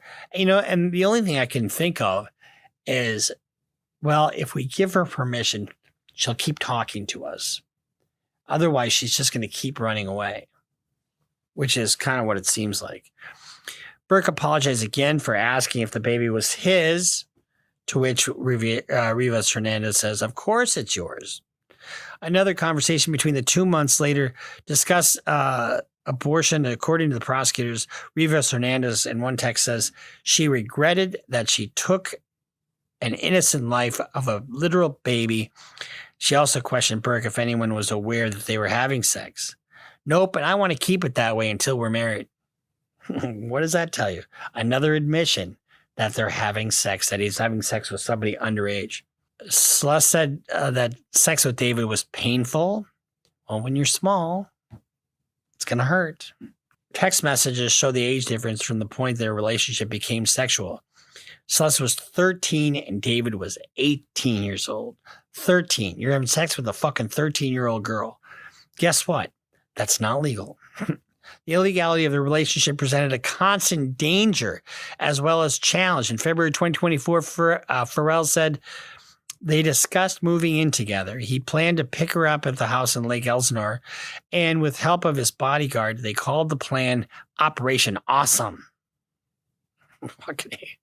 He obsessed over how she would carry all her things, despite her insistence that she really didn't own that much. "I can't wait to move in together without the cops bitching, baby," Burke texted her. And, when you have the cops coming to your door and you're saying, "Oh, I didn't know she was under 18. Yeah, you did. Here's an exchange with Celeste and David. "Your mom know we had sex yet? She thinks that the first thing we're going to do when we see each other. At least you're close with your mommy.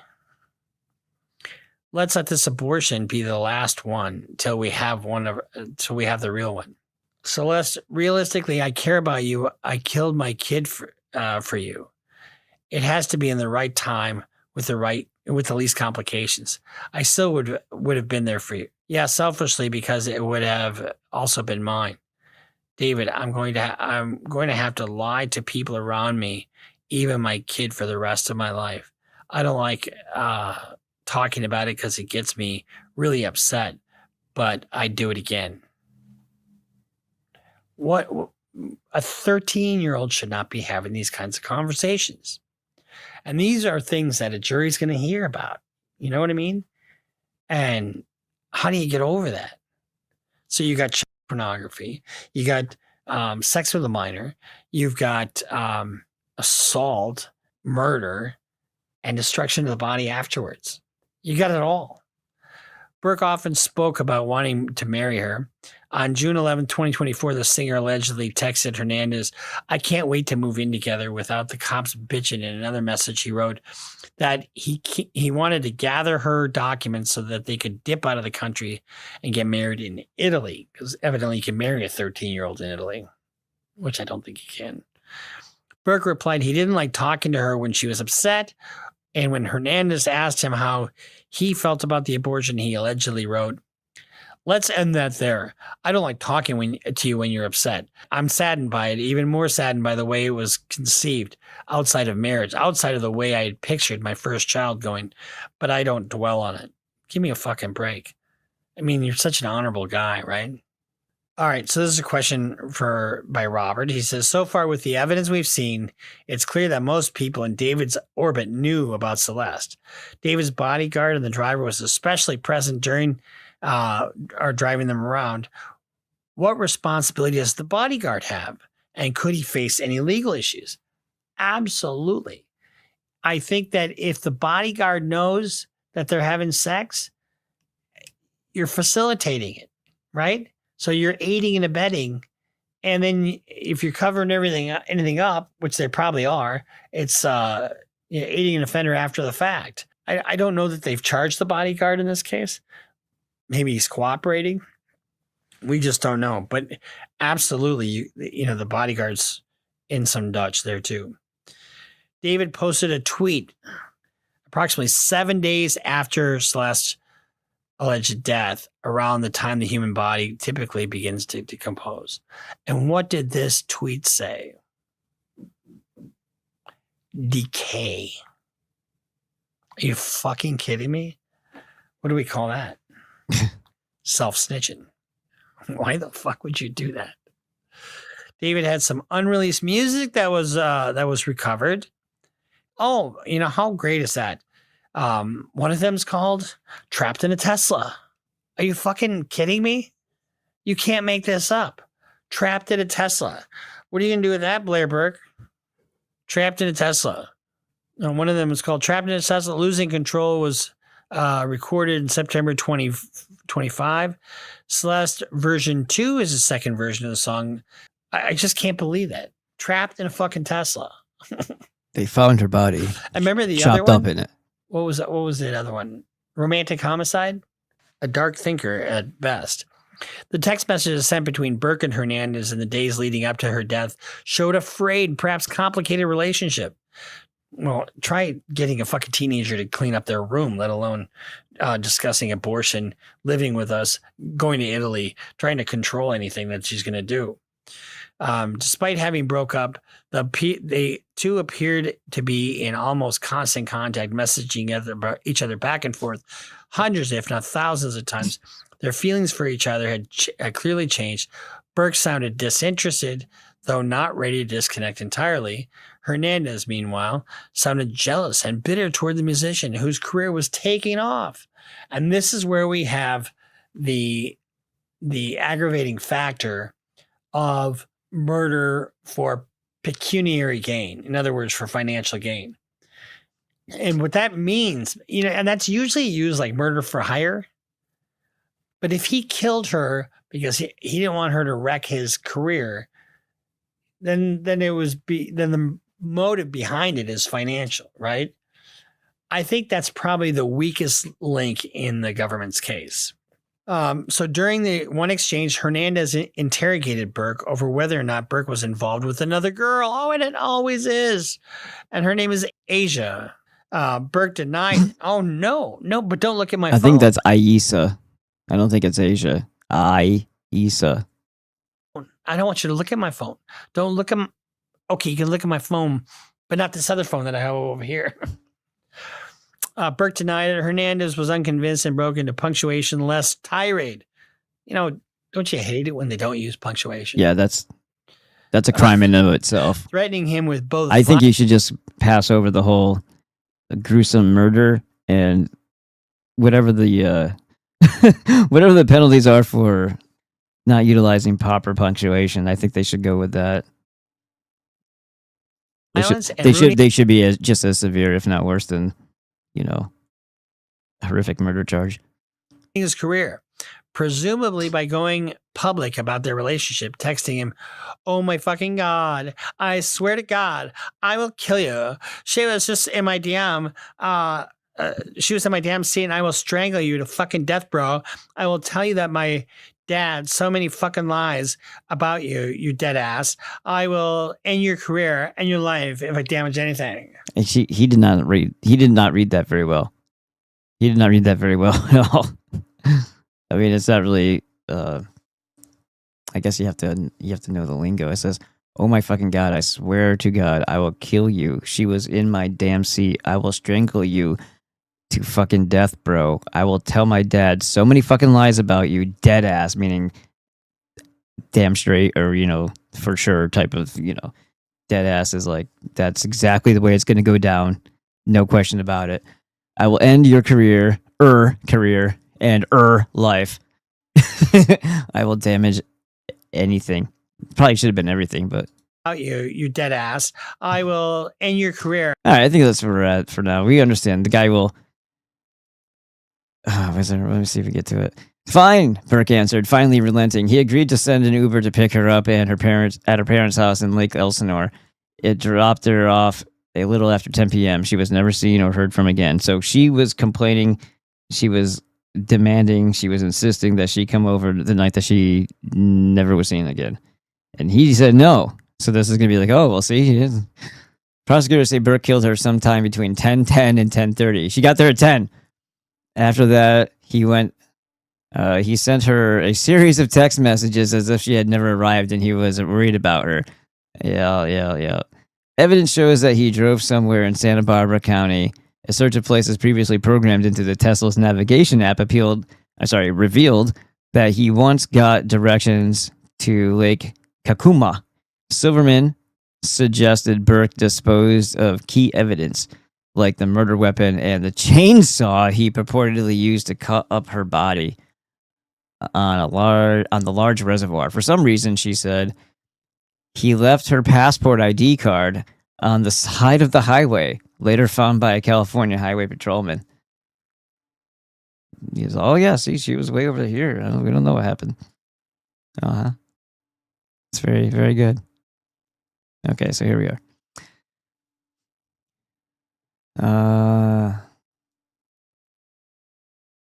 The failure of vaccines to affect the disease in any way, the failure of vaccines to affect the disease in any but an adverse manner is thus explained. As we all know, vaccines have invariably been found useless or worse than useless in septicemas. That's what we're about at. Such statements coming from a physician, we already saw that, we saw Technicavore, blah, blah, blah, blah. 70% of those infected orally and 45% of those infected by the subcutaneous route react. And then we're in immunity in animals vaccinated with BCG. Guerin, Richard, and Bosseria studied a large number of cattle on a farm. On this farm in 1915, in a herd of 67 head, 47% reacted positively to the tuberculin test. How did they know? They were like, oh, thank you. And they danced and frolicked. And they ate more grass. And they started giving him hugs with their hooves. That was a positive reaction. Year after year, the positive animals were slaughtered. Well, that didn't, yeah. In 1918, 38% were still positive to the tuberculin test. How do they test for it? In 1920, the number of reactors was 41.7%. Vaccination in the newborn cattle started on January 1st, 1921. In 1922, 1 year after the vaccination, 20 cattle gave a definitely positive and 9 a very suspicious tuberculin reaction, or a total of 45% of the 64 head. Many of these animals were vaccinated and revaccinated. In 1923, there remained 26 of the 1919 to 1920 year animals, all giving a positive tuberculin reaction. Note that after 47% were slaughtered in 1915, as were all animals testing positive in the following years. 38% were tubercular in 1918, and a full 100% of those animals which remained from the 1919-1920 vaccinated group all gave a positive test. And they put test in quotation marks, as they should. This was undoubtedly due either to the vaccines used or the tests themselves, which confirms the opinions of the authorities quoted above. Could any dairyman survive such a loss? They continue.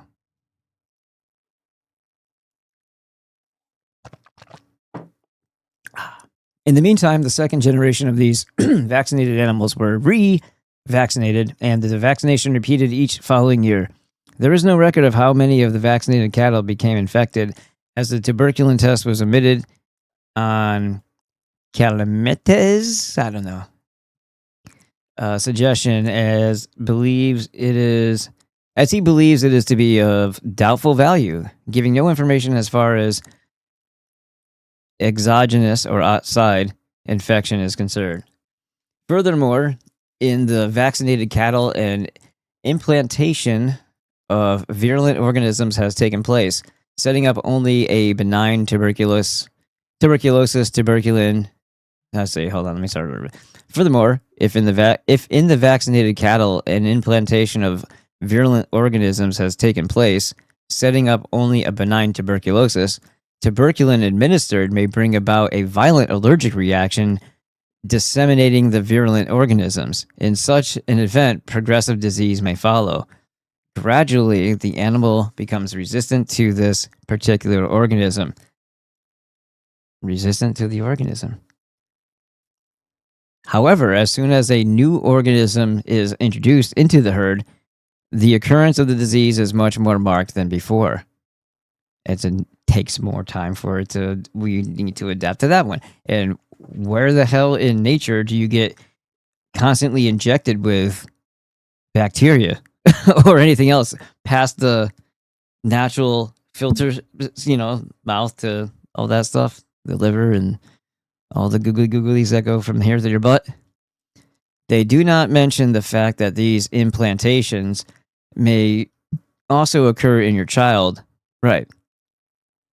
You have to what do they call it? Extrapolate what these things mean in other situations. They do not mention the fact that these implantations may also occur in your child, nor do they realize that they can come through a change of the germ in the vaccine, as I showed in Germ Mutation, now out of print. Teaser. As occurred with bird flu, as occurred with flu in the war, again, quotations, which was merely a mutation of the typhoid germ, so say they, in the vaccines used against typhoid and paratyphoid. Every vaccine may produce a new form of germ, which, as noted above, may make the occurrence of the disease much more marked than previously. Sometimes they say marked,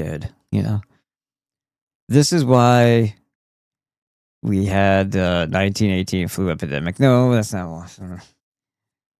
They crammed a bunch of crap together and gave you an ultra shot of all the things that they said that the people are coming back from the war with, because they were exposed to all these foreign diseases over there, and they were already getting sick on their way there, and they're definitely going to be sick or carrying something on the way back.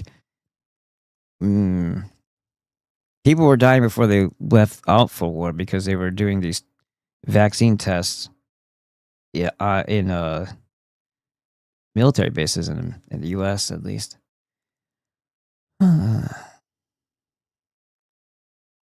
With the highest death rate on record.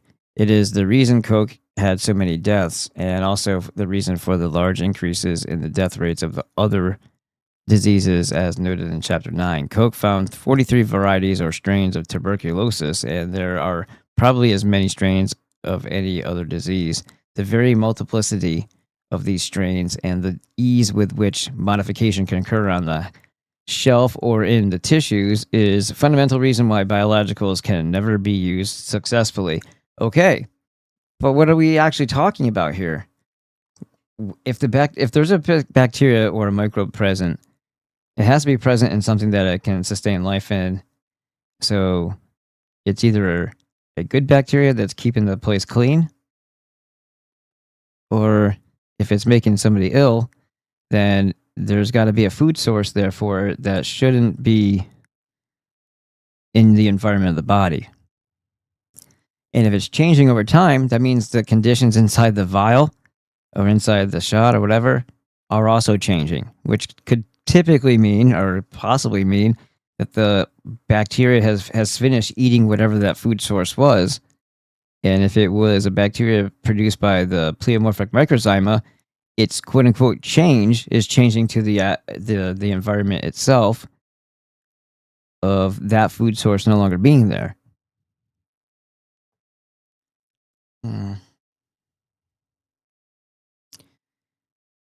F. Lanus, soil biologist, and N.R. Smith of the U.S. Department of Agriculture have discussed this variability of germs at considerable length and conclude that any germ can break down into a filterable fluid and then develop into new forms that may be radically different from the original germ.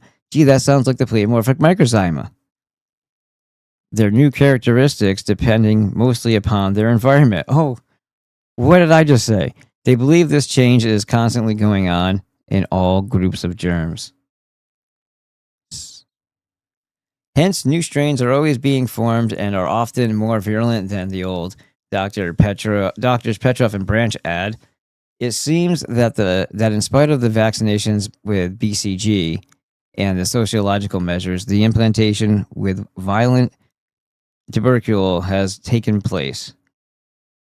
I just think this is also a limitation in the observation or the perspective and perception of what they're saying is tuberculosis in the first place.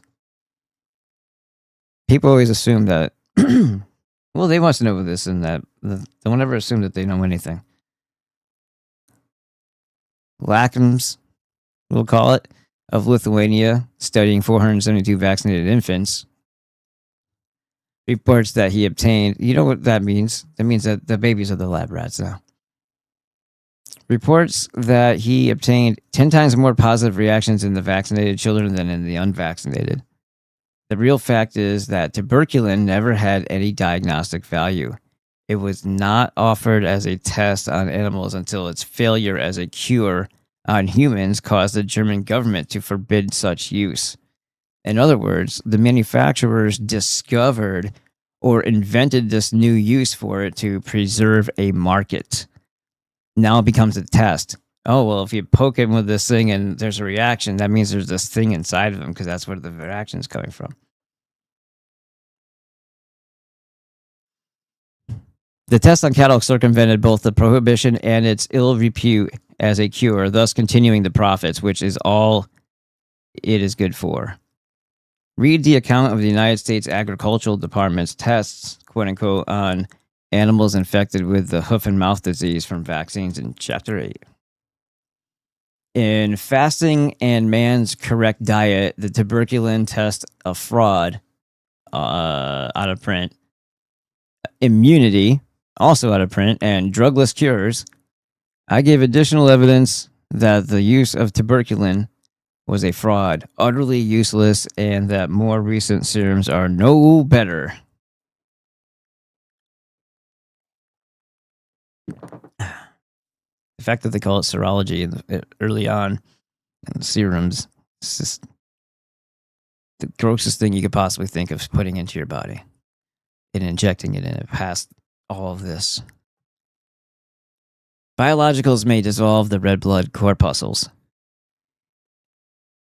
It has also been found that the soluble ferments of many animal serums will, in some humans at least, dissolve the red blood corpuscles.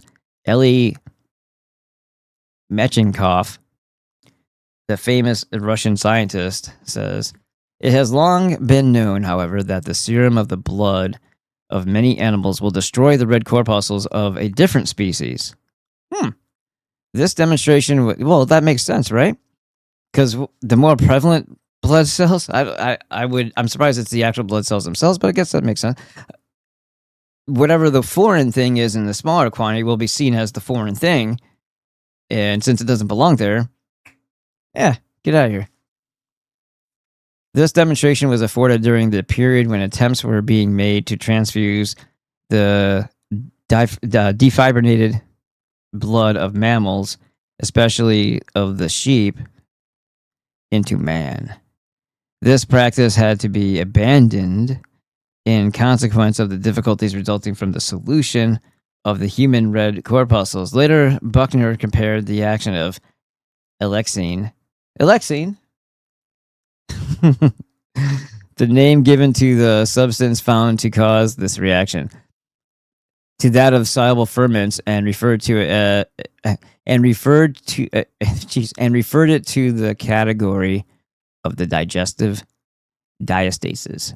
This alexine is probably the same thing described by Béchamp as the liquid ferment mentioned in chapter 2, and it should not destroy or even injure perfectly healthy blood or tissues. But who is perfectly healthy? Right. Good point. Dr. Leveson says in the preface to his translation of The Blood and Its Third Anatomical Element, and thank you, Dr. Leveson, for doing that, because that is an amazing book. That I actually shared it with Dr. Glidden. I sent him the electronic copy. That Béchamp isolated a series of soluble ferments which he called zymases, but which plagiarists renamed diastases to obscure the discoveries. So if they call them diastases, they'll call them zymas, which is funny because it says to that of soluble ferments referred it to the category of the digestive diastases. Digestive ones, you would be thinking of microbes in the body that help to break down the foods, right? Or absorb them, carry the nutrients through the body. Probably small intestine area. According to him, the same alexine is capable of dissolving red blood corpuscles of several species of vertebrates. Bourdet, in a series of researches made in the Pasteur Institute, confirmed this view. Oddly enough, coming from the Pasteur Institute, he came to the conclusion that the alexines of the various species of animals differ from one another. Thus, the alexine of the blood serum of the rabbit is not the same as that found in the serum of the guinea pig or dog. Nevertheless, each of these alexines is capable of exerting a solvent action on the red blood corpuscles of several species. He continues on page 95. It may, however, be admitted that the action of alexine complement comes under the category of phenomena that are produced by soluble ferments. So let's say that again. Admitted that the action of the alexine comes under the category of phenomena that are produced by soluble ferments. Remember the ferments of the microzyme, right? The substance which dissolves the red blood corpuscles of mammals, or a portion only of those of birds, undoubtedly presents great analogies to the digestive ferments. As has been mentioned repeatedly, it is very sensitive to the action of heat and is completely destroyed by heating for 1 hour at 55 degrees Celsius. In this respect, it closely resembles the macrotase or macrophagic organs, which also dissolves red corpuscles. As it is the macrophages which ingest and digest the red blood corpuscles in the organism, it is evident that alexine is nothing but the macrocytase. The macrocytase, which has escaped from the phagocytes during the preparation of the serums. And we talked about phagocytes. I brought it up briefly with Dr. Glidden and Dr. Monzo, but let me show you. You can just call them. It's because you know how they even censor this word when you're trying to post a comment. You're trying to say the word, but you don't want to call them a fag. So you sometimes spell it like this. Now you can just call them phagocytes.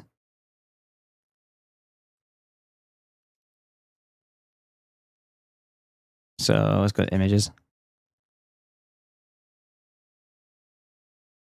That's the phagocyte right here. They're talking about receptors and proteins again.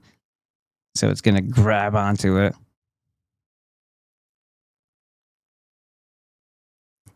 Lysomes, plasma membrane, food particle, nucleus, cytoplasm.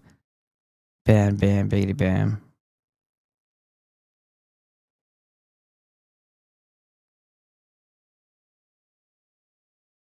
Oh, here you go. Here's one of those fake it till you make it CGI models.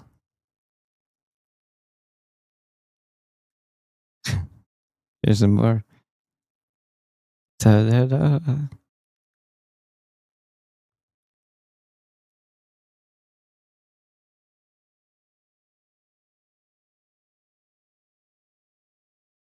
I'm getting tired. Sorry. I'm getting a little dizzy.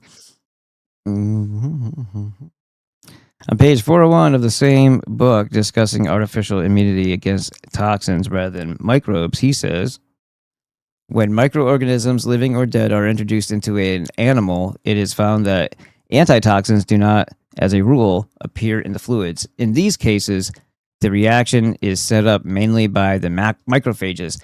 The macrophages represent the principal source of antitoxins. Is this point clear? All animal blood serums can dissolve the red blood corpuscles of several other species of animals, and many of them, for example, that of the sheep, can dissolve the red corpuscles of man.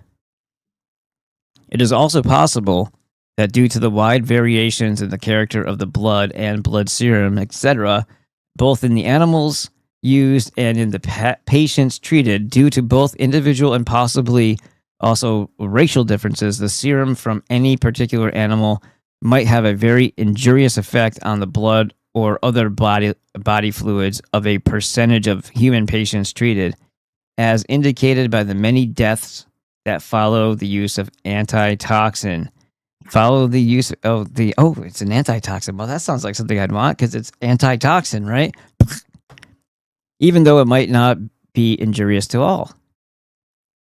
Note that they compare this stuff to a soluble ferment, which can go through a China filter and eat red blood corpuscles, pink dynamite, and other things. And this is the principal source of antitoxins. I'm not 100% sure what this means. It sounds funny when you say it.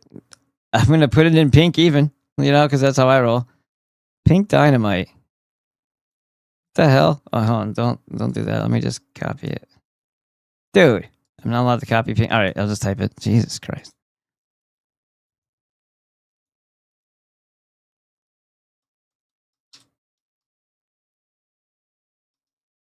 Maybe that's what it is. It's just that, I don't know. Let's see.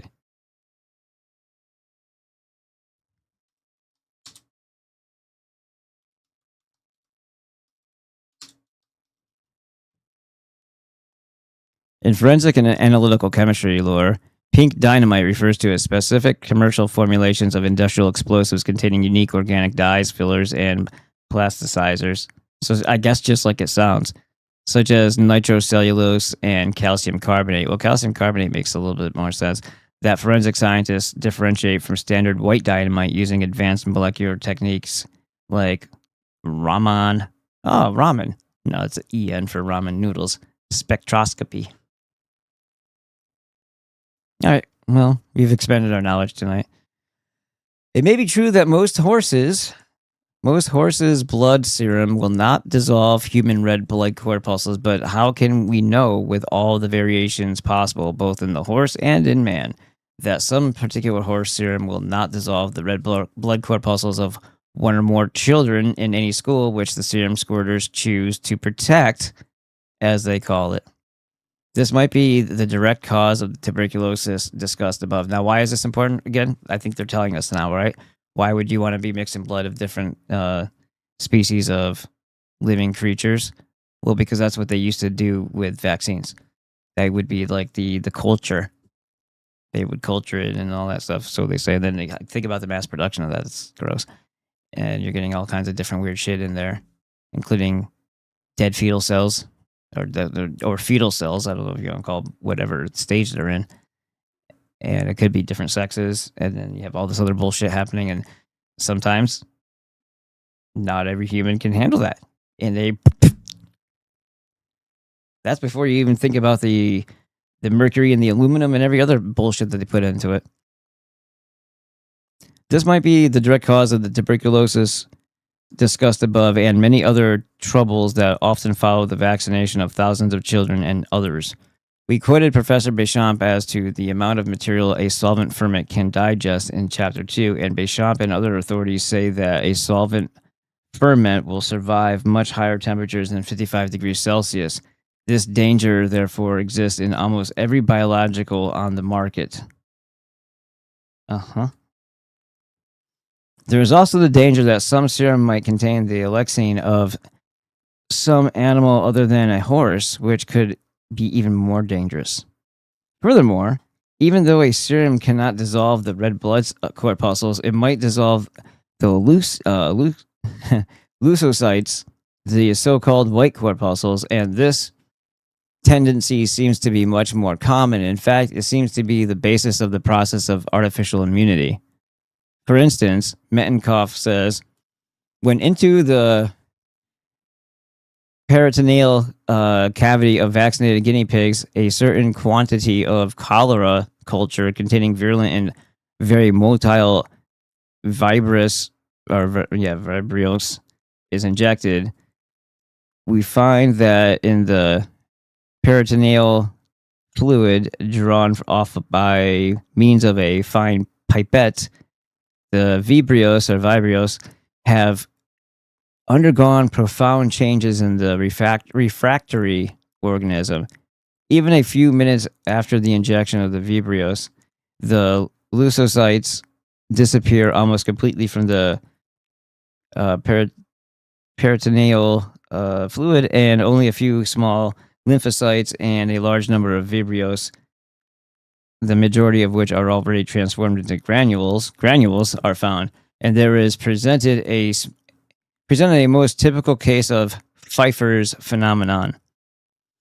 Well, of course, if we want to know what the hell we're talking about, we got to stop every once in a while and do this.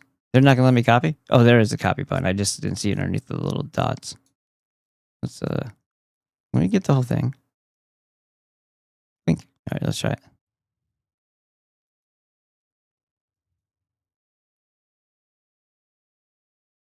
Oh, it took that part too. That's funny. The Pfeiffer effect is an optical phenomenon whereby the presence of an optically active compound influences the optical rotation of a racemic mixture of a second compound. That sounds more like a magnetic field that they're not accounting for, but I could be wrong. Alongside the round granules may be seen swollen vibrios and others which have kept their normal form, but all are absolutely motionless. Some of these granules are gathered into small clumps, others remain isolated in the fluid when to the hanging drop containing these transformed vibrios, a small quantity of a dilute aqueous solution of methylene blue? No way. Is added. We observe, because it's a dye, we observe that that certain granules stain very deeply while others take on merely a very pale tint, scarcely visible. It's been typically used for dyeing slides for a long time. Many of these granules are still alive because it is easy to watch them develop outside the animal and elongate into new vibrios. A large number of the granules, however, no longer exhibit any signs of life and are evidently dead. Pfeiffer and certain other observers affirm that the granules may be completely dissolved in the peritoneal fluid, just as a piece of sugar dissolves in water. We have repeatedly sought for this disappearance of the granules in hanging drops, of the peritoneal fluid without being able to find any diminution of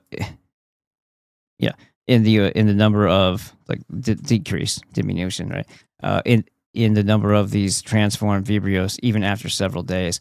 Nor have we been able to observe the phenomenon of the solution of the granules. It is, at any rate, indisputable that this granular transformation is a manifestation of very profound lesions undergone by the cholera vibrios under the influence of the peritoneal fluid of the immunized animal.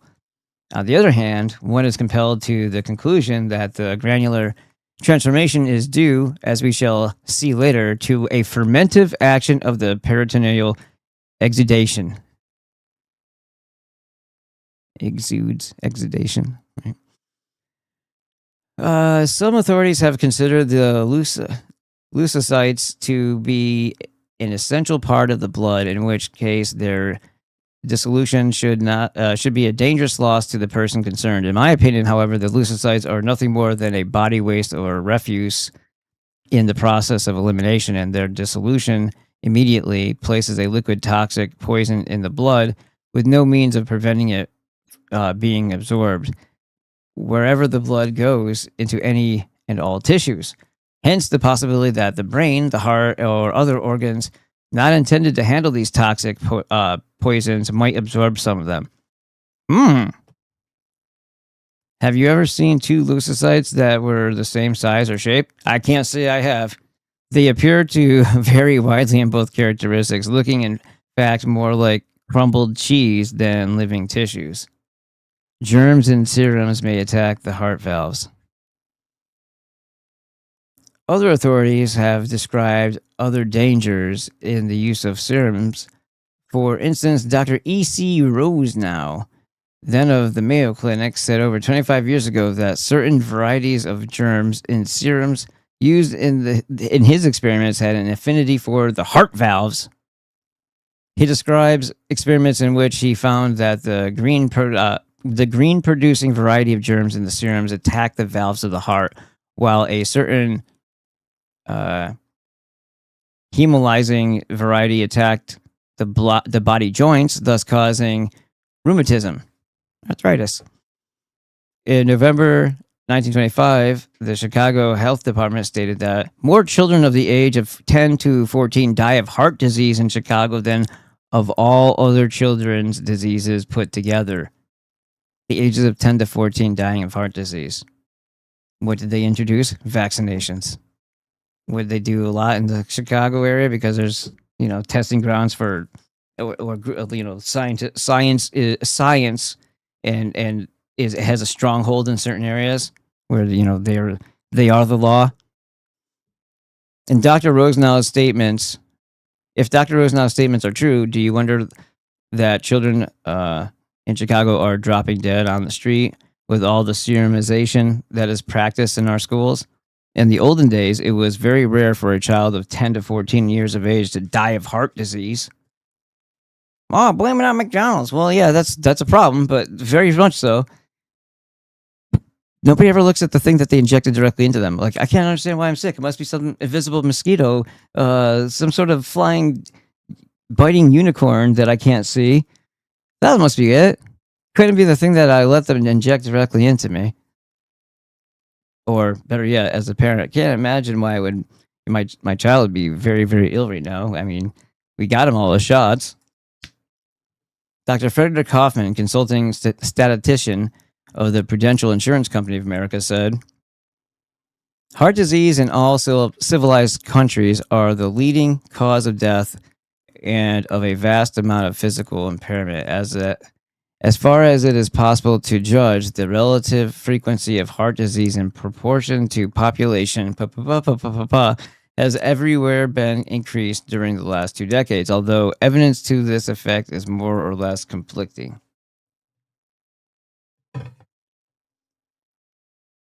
While most diseases that kill mankind off have gone down at an almost wonderful pace since sanitation was first introduced to the world, hey, how about giving yourselves nutrients?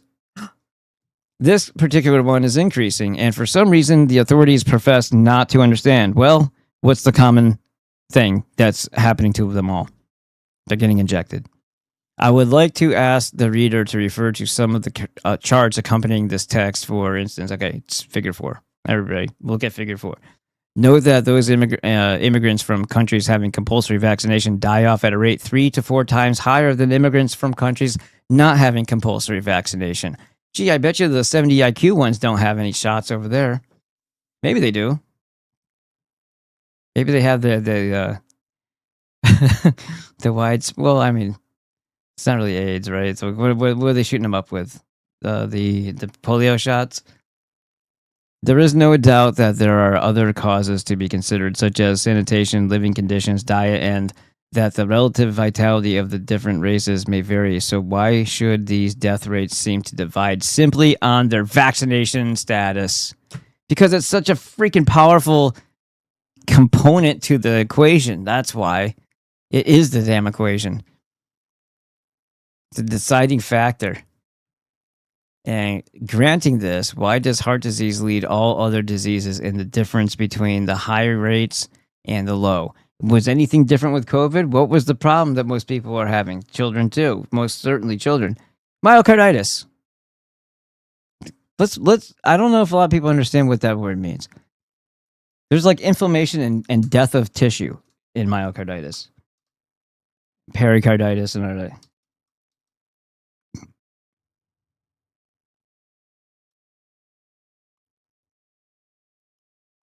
Is an inflammation of the heart muscle that reduces the heart's ability to pump blood, most commonly caused by viral.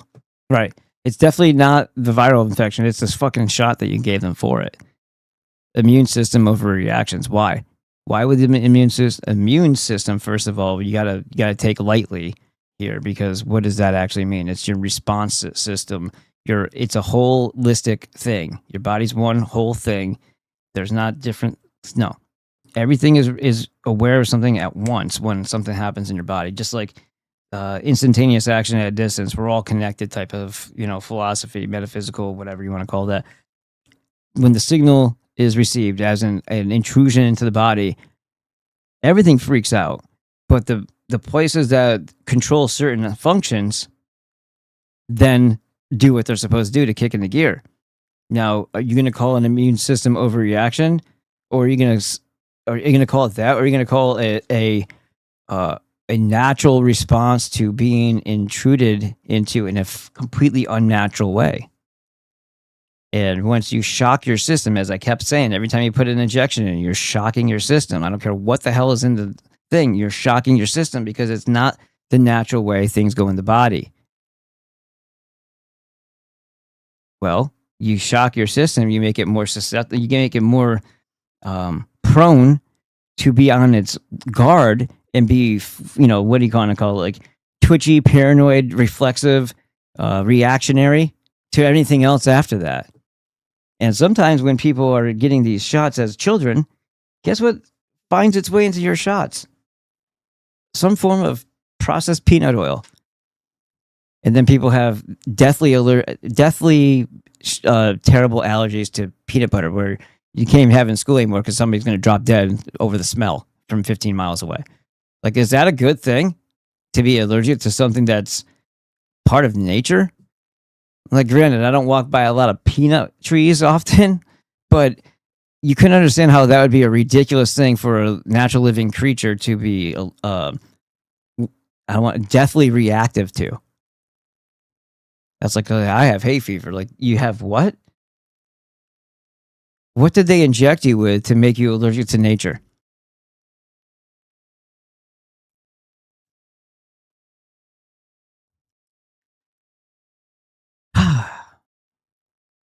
Extreme fatigue or tiredness. Yeah, that's exactly what you want your child to have. Fainting or lightheadedness, shortness of breath at rest or during activity, and death, basically.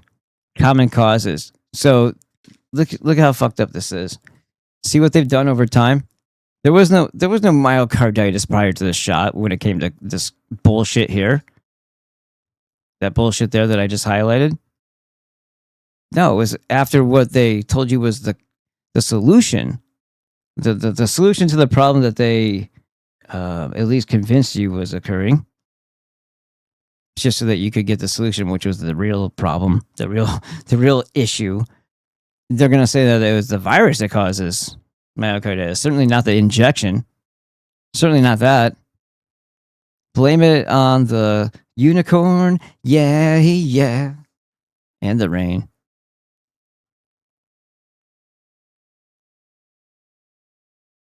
Yeah, cardiac arrest, so you don't have a cardiac arrest. Well, that's great. What a great way to live as a child. How great of a way to live as parents. Don't let your children get shots. Fight to the death. Theirs. Remember, we're not gonna think of it in a failing manner. It seems to me that the chart alone is very conclusive evidence that the statements we have quoted in this chapter as to biologicals causing both tuberculosis and heart disease are correct. Biologicals. In regard to Italy, which passed a law requiring the compulsory vaccination of infants in 1888, fuck Italy. That's where my fucking ancestors are from. Well, some of them. Screw that. We still class it in the without column because in 1910, the time of the census, probably not over 25% of the immigrants immigrants in New York State would be under 22 years of age and thus affected by the law. And it is very likely that the law was insufficiently enforced for the earlier years, thus allowing many to escape. Right. That's exactly what you should do if you're in a place that tells you something like that. It's a law. Escape or take him down for being demonic murderers. Furthermore, all of those vaccinated would still be too young for the full effects of any injurious biologicals to become fully developed by 1910. Hence, Italy's inclusion in the unvaccinated column. Statistics of later years seem to indicate that Italy now has death rates comparable with other countries having compulsory vaccination. Well, everybody's equal, right? Gotta have equality. Everybody will, under communism that we have, will equally own nothing. We will equally have nothing while other group has everything. And then we're going to be on subscriptions and renting. Yay. Statistics of later years seems to indicate that Italy now has a death rate comparable with other countries, right? Isn't that great? There's that impossible equality that everybody wanted so bad. Which can only serve to strengthen the idea that the fad for serums is the cause. Dr. Rosenau also speaks of yet other troubles that may follow the use of biologicals. You know what happens when everybody is suffering the same unnatural circumstances? Guess what? Yo, that is normal now. Because you forgot what it was before, and they're not going to tell you that these diseases weren't there at all before the shots.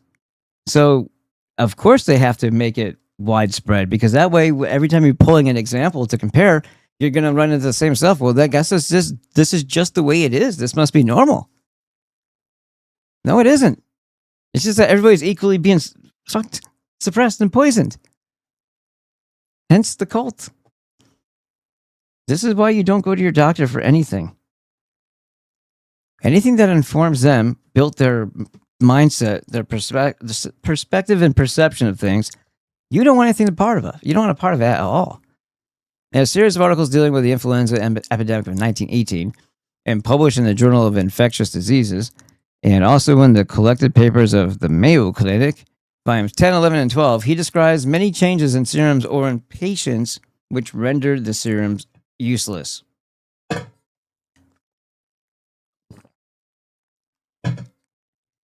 In volume 10, page 9, who cares? He observes the Pneumococcus streptococcus group, of which he thought mutation forms were responsible for the 1918 pandemic. No. Injections were. Marked changes in morphology, growth characteristics, infective powers, and immunological reactions. Many of these changes appear to be true mutations. On page 949 of the same volume, he ascribed deaths following the use of certain serums to some change or mutation in either the serum or patient. While I believe a serum is supposed to cure by agglutinating all germs of the exact kind which it finds in the body. When there is a slight difference in germs or changes occur, either in the patient's germs or in those in the serum, no agglutination takes place and the patient is apt to die unless sanitary or other measures are taken to save him. Most regular physicians will say in such a condition that there is no hope, but if drugless physicians are called in, or if enemas are given, there is more than hope. In fact, yeah, see the enemas thing? That's what Dr. Glidden was saying for a remarkable recovery. Drugless physicians are called in, or enemas are given. Flushing out the toxins.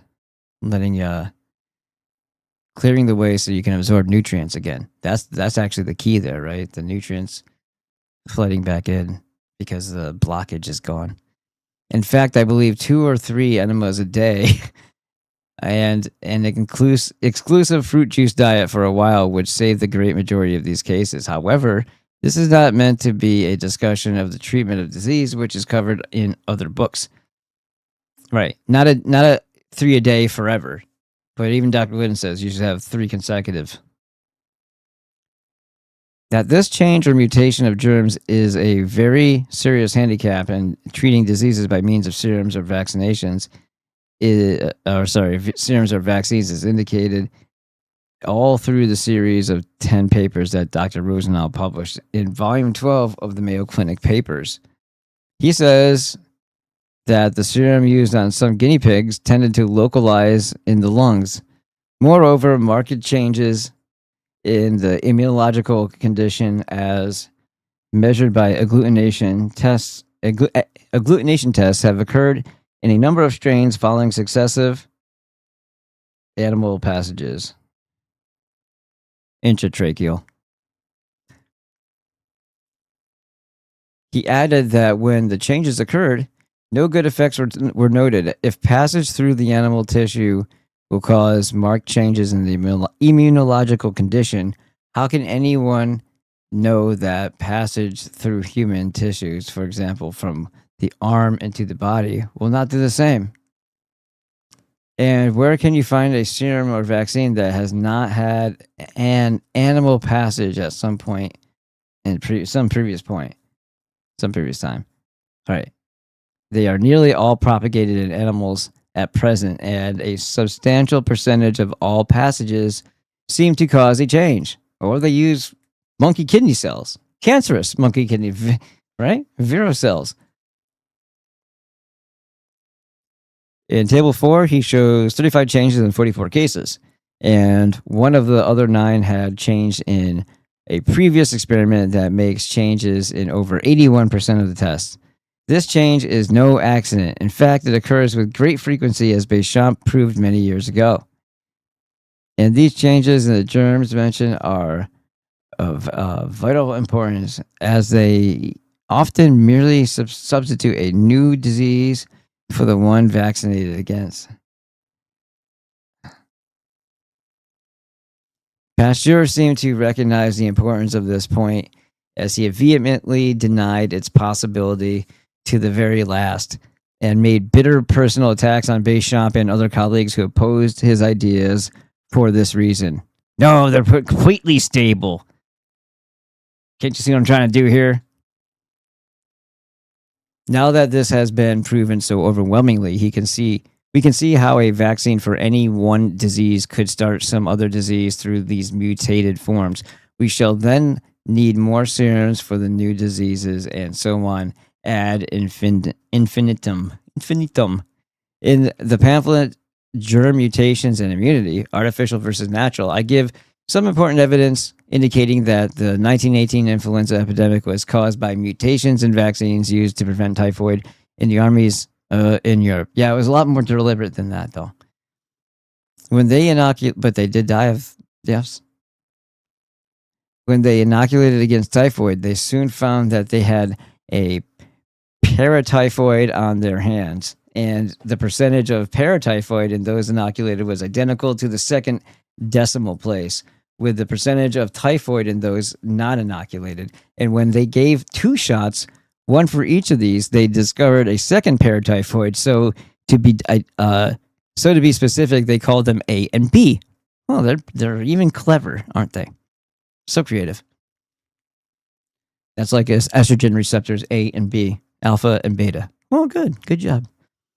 And as scientists must always be specific, they then gave the boys 3 shots, one for each of the above diseases, whereupon they found a 4th disease, influenza, and the world's highest record death rate at that. The Surgeon General of the AIF said of this influenza, the ordinary clinical picture of typhoid, paratyphoid, is frequently profoundly modified in vaccinated individuals. Intestinal types of supposed influenza should always be considered as possible typhoid until proven otherwise. Vaccination is a partial protection only. No, it's not, and must be reinforced by sanitary measures. Furthermore, supposing that there is no change and that a serum or vaccine agglutinates perfectly, what proof have we that it will either prevent or cure any disease? I hope this is helping somebody.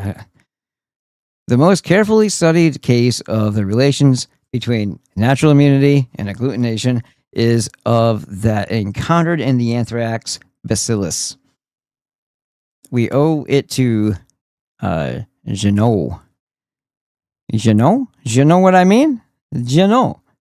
You gotta say, we owe it to Genot. Genot what I mean? Who at the Liege Bacterial Institute carried out a very detailed investigation of this question. He showed that the bacillus of Pasteur's first anthrax vaccine is agglutinated by the blood serum of a great number of animals, but he also showed that the serums which have the greatest agglutinative action on the bacillus do not come from the most refractory species.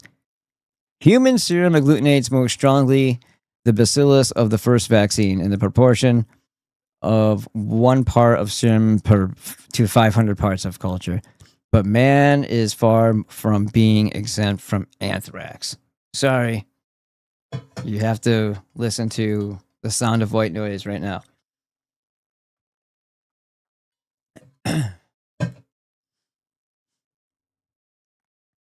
Pigeon serum, on the other hand, is completely without any agglutinative power, although this species resists not only the first vaccine, but very often virulent anthrax. The serum of the ox, a species susceptible to anthrax, is more agglutinative than that of the refractory dog. Do you have a refractory dog? I have a Chihuahua, and looks like, I swear to God, looks like an Italian Greyhound and Chihuahua mix. His head's not like a Chihuahua at all. He's a cool guy. I don't know if that makes him refractory or not. All these facts fully justify the conclusion formulated by Genot that we cannot establish any relation between the agglutinating power and the refractory state of the animals to anthrax. This conclusion may be extended to the phenomena of the agglutination of microorganisms and to those of natural immunity in general. Like my William Shatner pauses tonight as I read ahead to make sure I'm going to pronounce the accents on the words properly. It is quite likely that most physicians will acknowledge that when the changes in a germ, as described above, occur, there is practically no possibility of it preventing or curing any disease. I'll say it again. It's quite likely that most physicians will acknowledge that when the changes in a germ, as described above, occur, there is practically no possibility of it preventing or curing any disease.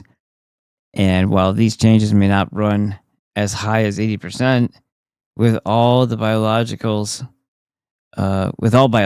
nevertheless, we have shown that it can and does occur with sufficient frequency to render all such methods utterly unworthy of confidence and unfit to rely on to any degree. And what's the potentiality versus of death or great bodily harm or disease causing to it doing something either neutral or semi-effective. It's like, well, here's your speck of sand and there's the Sahara, that's great. Awesome. Thanks.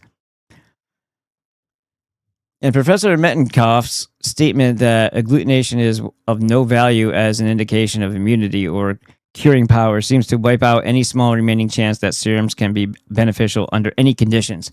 In other words, it seems that when we get vaccinated and fail to catch any disease afterwards, it is either only an accident or is due more to our natural immunity than to the serum. Natural immunity. It's your microzyma, guys.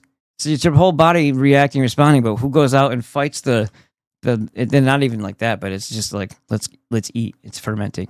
It's getting rid of the toxins.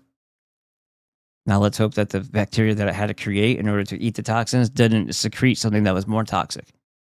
That's when they call them bad bacteria, but it was the right thing for the job, but it caused a bigger problem. Animal serology, anthrax. Oh, we'll see what the time is. It's 12:11 here, but let's see how long we've been on. 2 hours and 35 minutes after a restart. I think we're good. What do you guys think? Let's read this real quick. We have Edward Snowman says, Dan, is pharmakia traditionally a profession that's socially protected from morality and justice? Are prank pharmakia and poison pharmakia considered the same thing as good pharmakia? I think so. Yeah, that is. I think pharmakia is only good if it's doing something like this, keeping people stupid and in danger of the people practicing it. I think they like the dumber the better, honestly, and they don't want them to be informed, because then they wouldn't. It seems like all intellect is a pseudo intellect. That's when you look at how many people are in charge of things, and you just look at you examine them a little bit, and you're like, what is this? What is this we're doing? What do we? Wow, Jesus Jones.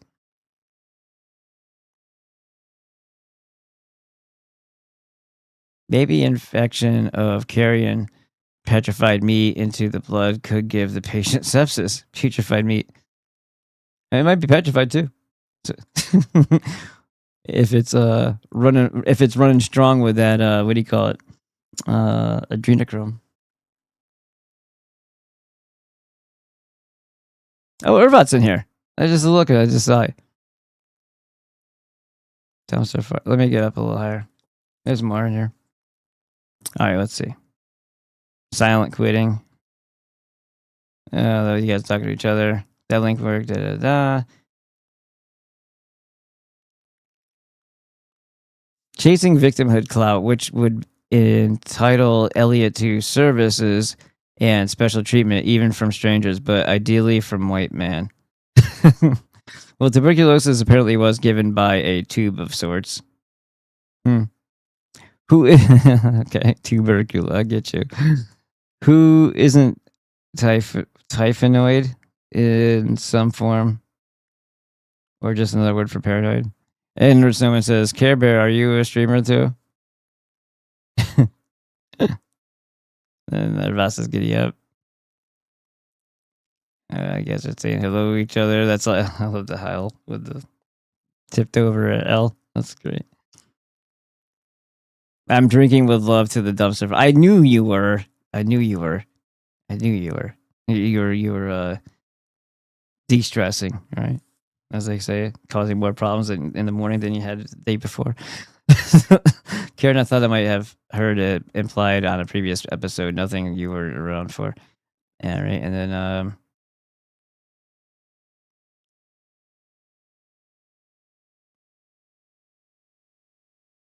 yeah, we're not going to talk about that. Pink dynamite sounds like slang for yeah. Pink taco says pink taco and a kiss. Irva says this all sounds like a Jewish science experiment, like man, bear, pig. Yeah. I'm being super serial, Al Gore. Irvat's got the the nut sack. It looks like, but it's a goes with winning. That's funny. Check Telegram. Oh, you're talking to her about? Yeah, he invented the question mark, right? Isn't he like Dr. Evil's father? Al Gore is the emperor of the moon and on the $500 bill, according to Futurama. But Bender was cool as a robot. And then we got the carrion one, putrefied meat, pharmakia question. And then Edward, I think, yeah, you guys talk to each other. And then Edward says, repape. Well, that took a wild turn. Daniel has a pit bull the size of a chihuahua. No, he's not a pit bull. He's like an Italian greyhound. It's a cool dog. Daniel's been talking about microzymas for the last, much longer, 2 years, and Kaufman's friend recently released a book. Are you kidding me? Who's that? Tom Cowan? Fuck him. It's been more than 2 years. I've been studying. I was even looking into this back in 2016, but really like getting my head wrapped around it in 2018. And then like the Béchamp or Pasteur stuff was probably like 2019, 2020. But it was like, this is all bullshit. This is poison. This is bad for you. Don't do it. Was like in preparation of having a child. We made damn sure that we weren't going to walk into a bad thing and let them do bad things to our daughter. And that was the last time her and I ever agreed on anything. We're having a group conversation with you, Daniel, hence why we aren't tagging each other. Nope. A gal. I can't remember her name. Oh, okay, yeah. It's not Sam Bailey, is it? Because we watched Sam Bailey videos. I forgot to send it to you. It was like 6 months ago. Yeah, no, I've heard you talk about it before, but it doesn't matter because you understand that those people are grifting assholes, and the right. What is it that they had to put in a book and sell to you that if it's of that great of importance that they couldn't just come on here and do, like I have been for like ever. I can put it in a book as well, but and then just how many times are they going to even mention Béchamp where they get the idea? They're gonna I don't know. Nobody even talks about Béchamp. So when the hell did they get up to the microzyma?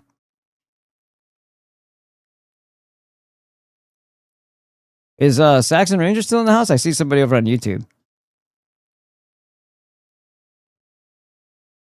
All right, now what are we gonna do? All right, it's 2:42.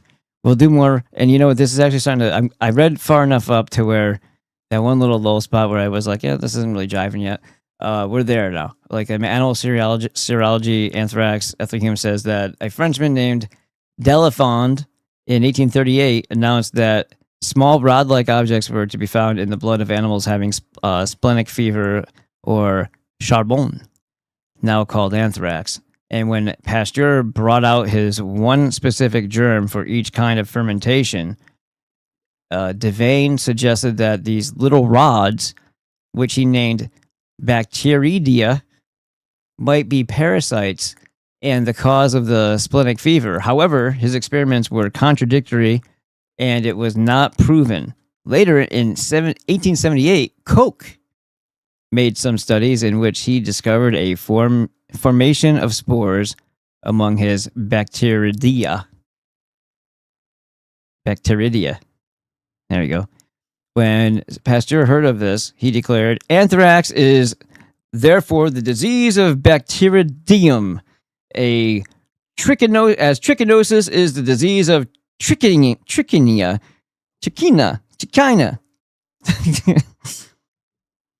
As itch is the disease of its special Acuras, integras. Yeah, gotta get an Acura. I forgot about this, cars. Acaris. That was just being funny. Acaris.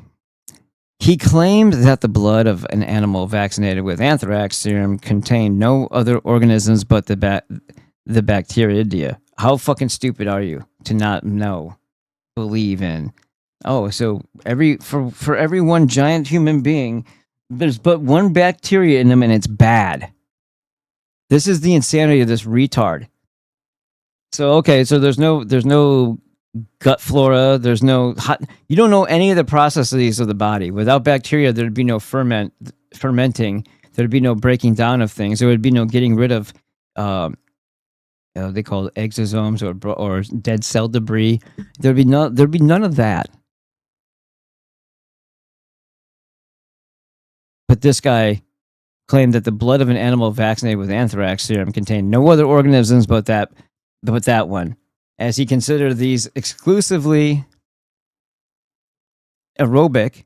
The blood must be imputrescible, not because putrescence, he believed, was due solely to an anaerobic germ. Later, when the professors of the Turin Commission drew contrary conclusions from similar experiments, he charged that they had used sheep whose blood was septic as well as tainted with anthrax. So he just made wild fucking claims, but he was connected to the royalty, right? He was connected to the emperor. He was connected to the Napoleon. He was connected to everything. He's connected to goddamn Rothschild, the real power and all that. Through Masonic back behind the nuts handshakes, reach around shakes. That's why they hide their hand. It's smelly of that. Yeah, all that taint smell on your hands. That's why they hide it. He claimed that a mixture of aerobic germs, the bacteridia,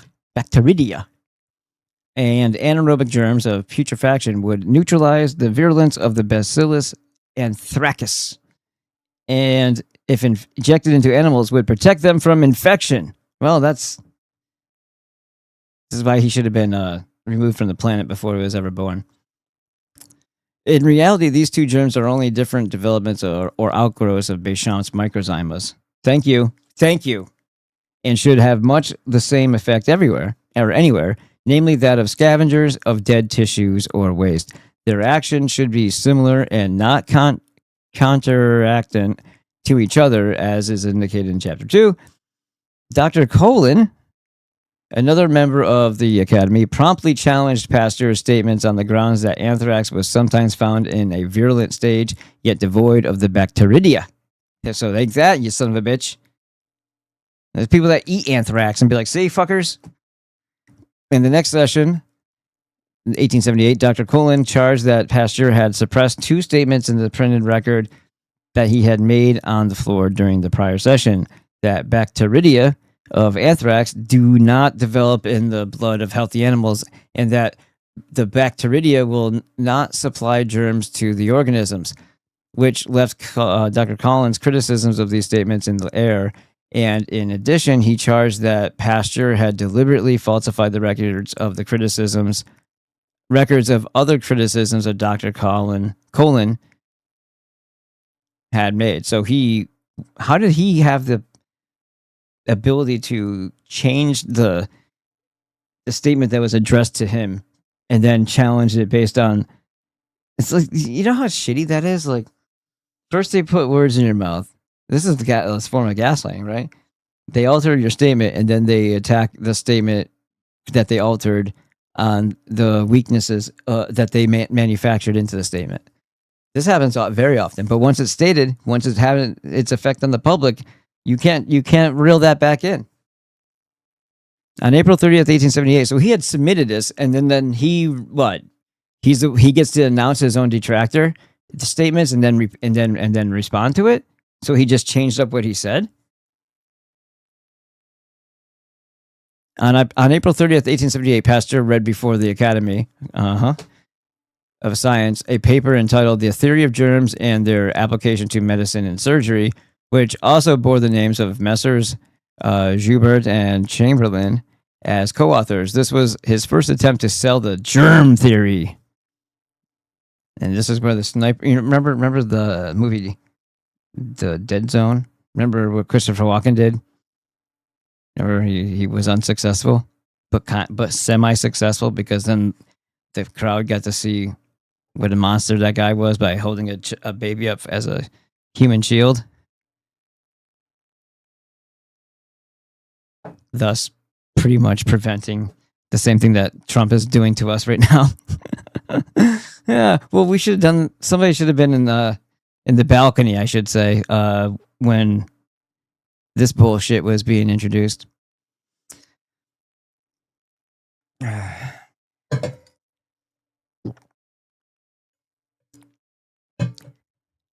In this, among many false claims, was the statement that he had discovered the fact that ferments are living beings. He discovered that, huh? Gee, but does that sweep away and take away any of the foundational argument that Béchamp would have against Pasteur's claims? Because they'd be like, well, don't you guys both agree on some things? And then didn't he inform you of that? You know how infuriating that would be? Like the guy who was pushing back the whole time and discrediting you for making these statements, and he's disregarding every part of how reality works, then decides that, oh yeah, by the way, I'm going to publish a paper stating all the things that I was refuting against you, and it'll be all brand new because I said so. And then you'll be written out of history. Oh, and by the way, you still haven't even built a reputation, even though everything that you said has fed my career. Giving no credit to Béchamp, whatever. This paper also claimed that an infinitesimal quantity of their last produced culture was capable of producing anthrax with all its symptoms, yet their first experiments with it were failures, as the cultures, when sowed, produced a small spherical germ that was not even virulent, instead of a typical anthrax rods that were expected. This was probably a true mutation, but was not so recognized. The authors apparently believing it to be the result of an impurity getting into their cultures. The London Times of August 8th, 1881, about 3 years later, quotes Pasteur as saying before the sectional meeting of an international medical congress in session there, in the study of microorganisms, there was an ever-present source of error in the introduction of foreign germs, in spite of the precautions that might be taken against them. When the observer saw first one organism and afterward a different one, he was prone to conclude that the first organism had undergone a change. Yet this might be a pure illusion. The transformation of a Bacillus anthracus into a Micrococcus did not exist. By golly! Why? Because fuck Béchamp! He's going to rob this of me. How am I going to sell vaccines if the thing changes all the time? Note that and why would you have to fight it if it's doing a job and it's being engineered to do that job? Note that he said this 21 years after Miss Nightingale made her famous statement that any germ could turn into another, as previously quoted. And when their own experiments failed to bear out their claims that their culture would produce anthrax or any of its symptoms, and the germs that were produced had no resemblance to the anthrax germ, either in appearance or virulence, why should others believe that they could prevent anthrax through the use of this culture? Well, because, he knows people. But Paul de Creef in the Microbe Hunters, this guy's kind of a shit spreader. He's spreading the old manure, Mr. Creef. Mr. Creef is a queef. A glorification of many famous pioneer serum faddists, as in a fad, he's a faddist, not a fascist, because that wouldn't make him cooler, paints a most astonishing picture of Pasteur's work on anthrax and gives many startling details regarding the facts of the matter. Okay. After describing the silkworm failure, he says, but one of Pasteur's most charming traits, this was apologetics, right? This is apologist, was his characteristic of a scientific phoenix who rose triumphantly from the ashes of his own mistakes.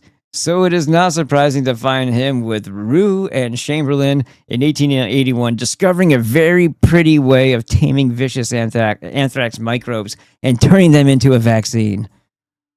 How'd that work out, dumbass? He describes Pasteur's demonstration of his anthrax vaccine as at Huilly Lefort in May and June of that year in great detail, including the elaborate preparations, and he dwells on the fact that this experiment was framed by his enemies to destroy him, and that Pasteur realized that he was cornered, that he must succeed or else abandon his own work on germs. His own work on germs, huh? Funny that you call it his own. It seems to me that we have now seen too many cases of deceitfulness, prevarication, and deliberate fraud on Pasteur's part to place much confidence in his good faith under such conditions. And in fact, one is justified in looking with suspicion on this experiment.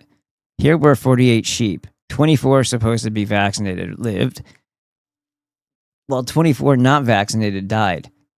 Oh, is that right? In such a number, the treatment might be differentiated quite easily. He could easily have injected the unvaccinated sheep with a slow poison, and he might have used pure sterile water or a syringe with the perforated piston in a pretended injection of the vaccinated sheep. This miracle, as de Queef described it, seems to be the only success in a long series of failures, the single result that gives the only real support to Pasteur's claims. After all the double dealing and fraud that we have proven elsewhere, are we not entitled to be skeptical of this? Does not his past conduct, see, you never know till you read ahead. Does not his past conduct suggest that he could have been loading the dice? Yes, this is exactly what it was. It was a parlor trick. And he does not seem to have been able to repeat the success elsewhere. That's your proof. That's your proof that when he wasn't being watched closely enough and he could never produce the same results, that he could have just as easily said, these 24 are the unvaccinated and they were the vaccinated ones. And then they all died. Or if they're quote unquote vaccinated, maybe he just injected them, like I said, with a poison, and the other ones are left alone. But he pretended that the ones that stayed alive were the ones that he treated with his bullshit. Yeah, you can't trust anything. These people want you dead. I'm talking about now. I'm talking about, but they point back to this, or you're referred back to. This is why germ theory is so true. It's just very shaky, very pathetic, very sad, very invalid foundation. Gradually, hardly a year after the miracle of Huilly Lefort, it began to be evident that Pasteur thought a most original microbe hunter was not an infallible god. Disturbing letters began to pile up on his desk. Complaints from is that just not spelled right? I think it's Montpellier, but it says Montpellier or something like that. Montpellier, Montpellier, and a dozen towns in France, and from Pakish and Kapivar in Hungary. Sheep were dying from anthrax, not natural anthrax they had picked up on in dangerous fields, but anthrax they had got in, that's how you're supposed to say it, from those vaccines that were meant to save them so now other people are using them, right? So, okay, you sold it to the farmers, they're going to inoculate their animals or whatever, or the veterinarians or whatever, and now they're all dropping dead. From other places came sinister stories of how the vaccines had failed to work, the vaccine had been paid for, whole flocks of sheep had been injected, the farmers had gone to bed breathing. Thank God for our great man Pasteur, only to wake up in the morning to find their fields littered with the carcasses of dead sheep, and these sheep, which ought to have been immune, had died from the lurking anthrax spores that lay in their fields. It made them more susceptible to them. So they don't know the actual cause there. It's just because they got injected with the fucking poison, not because that thing that they were injected with made them more prone to the stuff that's already on the grass or in the field. I doubt that's. I mean, the potential of that being like, why make that more complicated when you could just say injected with something dead, right? Yeah, sure. I'm sure it made them allergic to their own environment because that's how your body goes into shock. You know, you're not supposed to inject things into you. or into your sheep. If you can't shove it up their ass with a alabastrum, you can't shove it down their throat, you shouldn't do it. Pasteur began to hate opening his letters. Good. He should have opened his wrists. He wanted to stop his ears against snickers that sounded from around corners. And then the worst thing that could possibly happen came a cold, terribly exact scientific report from the laboratory of that nasty little German Coke in Berlin. And this report ripped the practicalness of the anthrax vaccine to tatters. But wait, only to then murder a bunch of people with tuberculin, right? Or before or after, I don't know. But still, the guy is not like innocent of all crimes, Mr. Coke. It's just two assholes competing with each other. Pasteur knew that Coke was the most accurate microbe hunter in the world, which doesn't say anything.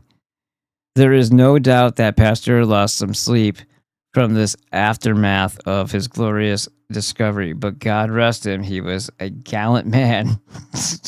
It was not in him to admit either to the public or to himself that his sweeping claims were wrong. You know, this time it was sheep.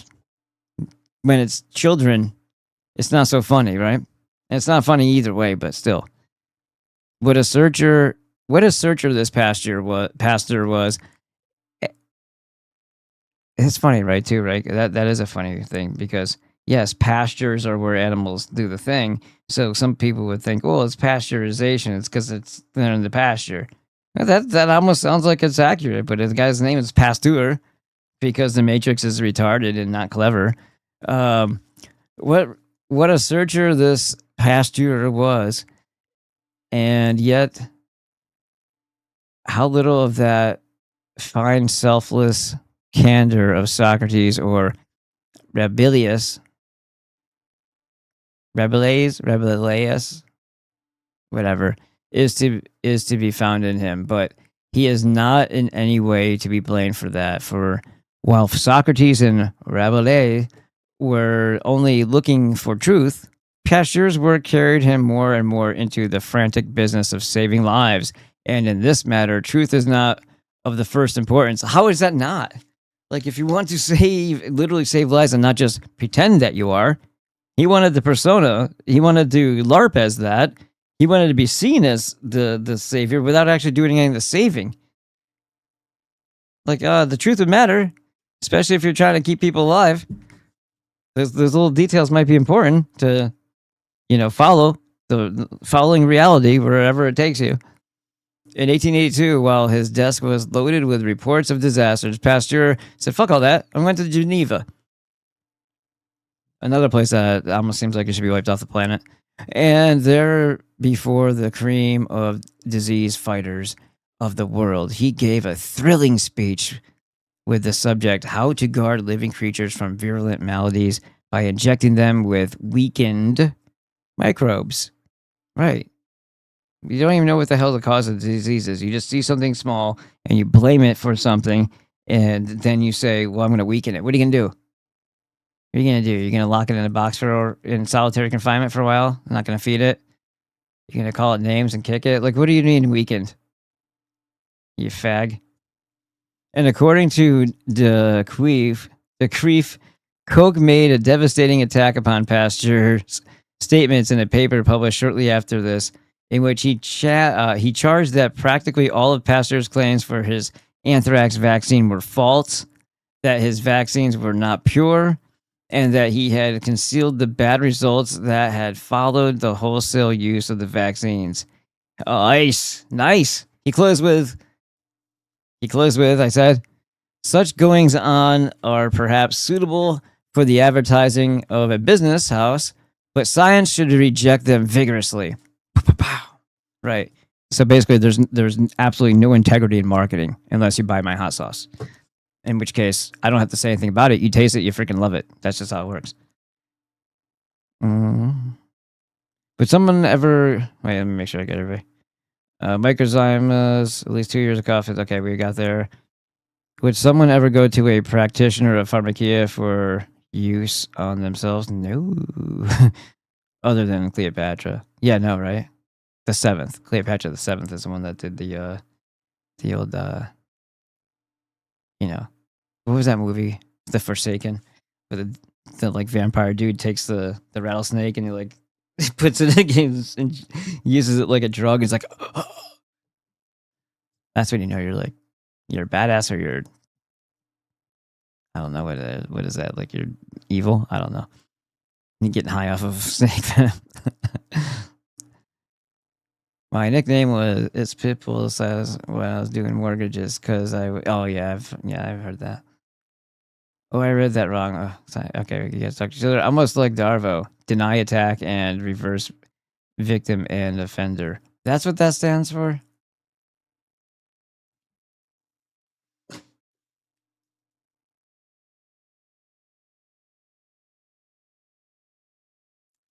Thank you. Because I was curious. Harvey Weinstein mantra. Yes. Darvo. Everything, yeah, it's over there too.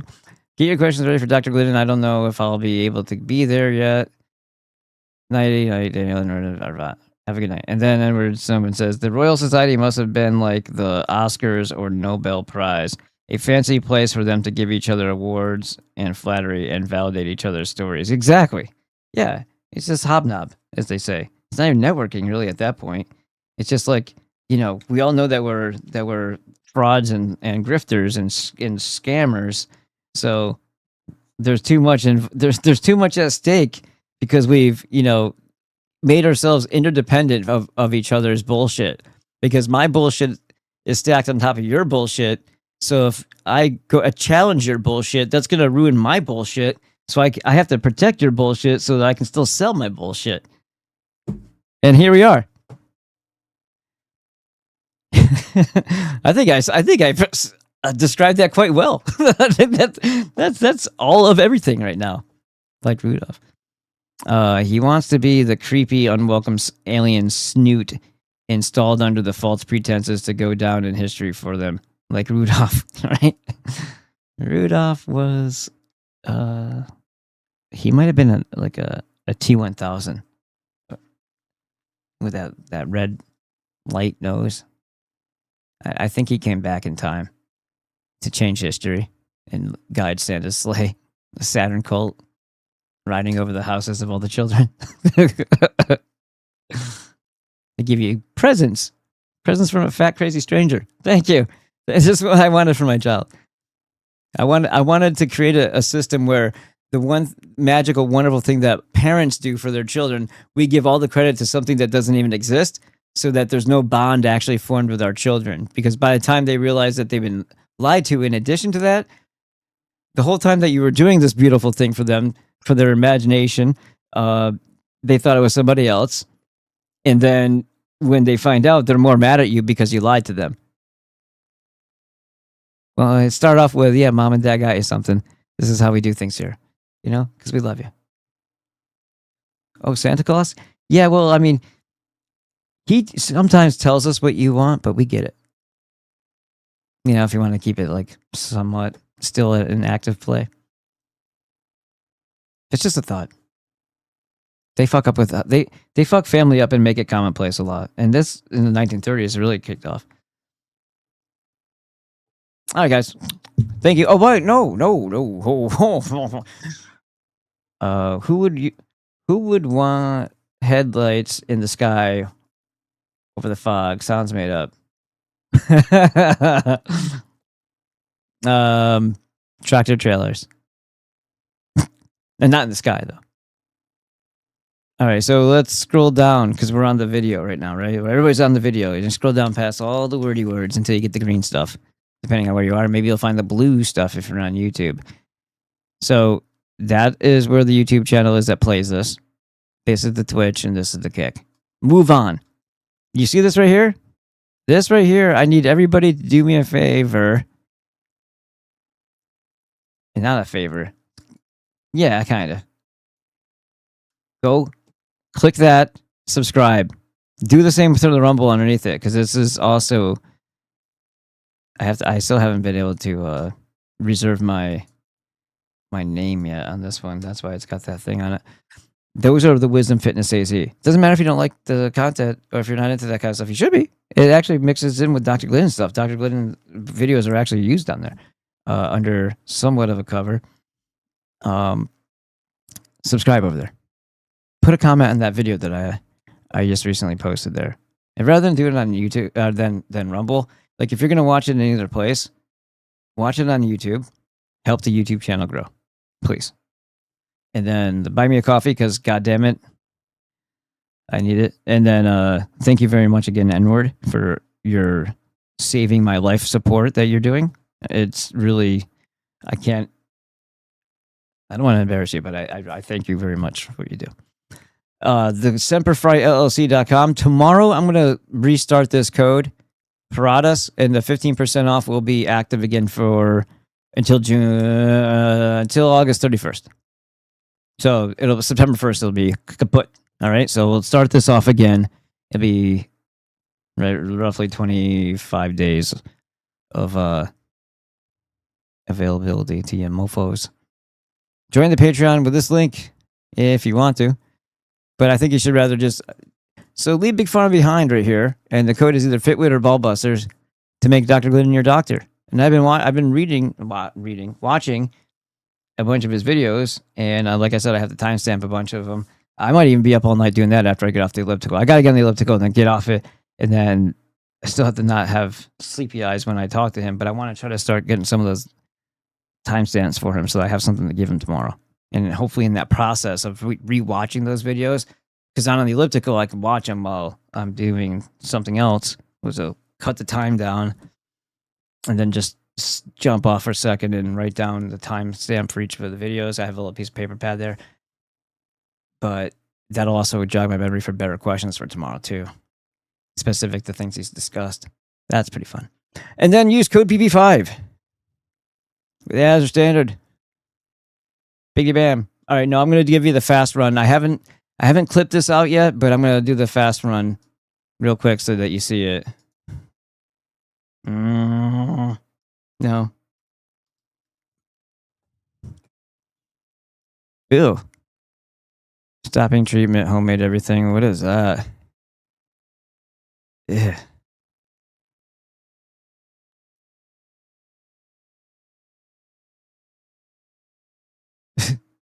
Okay, I don't care. They're just redoing the same shit over and over again.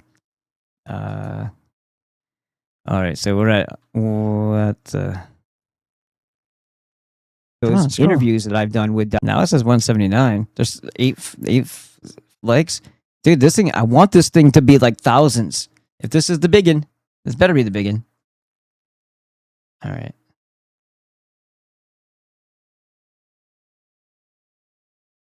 I don't know where we're at. Let's try there.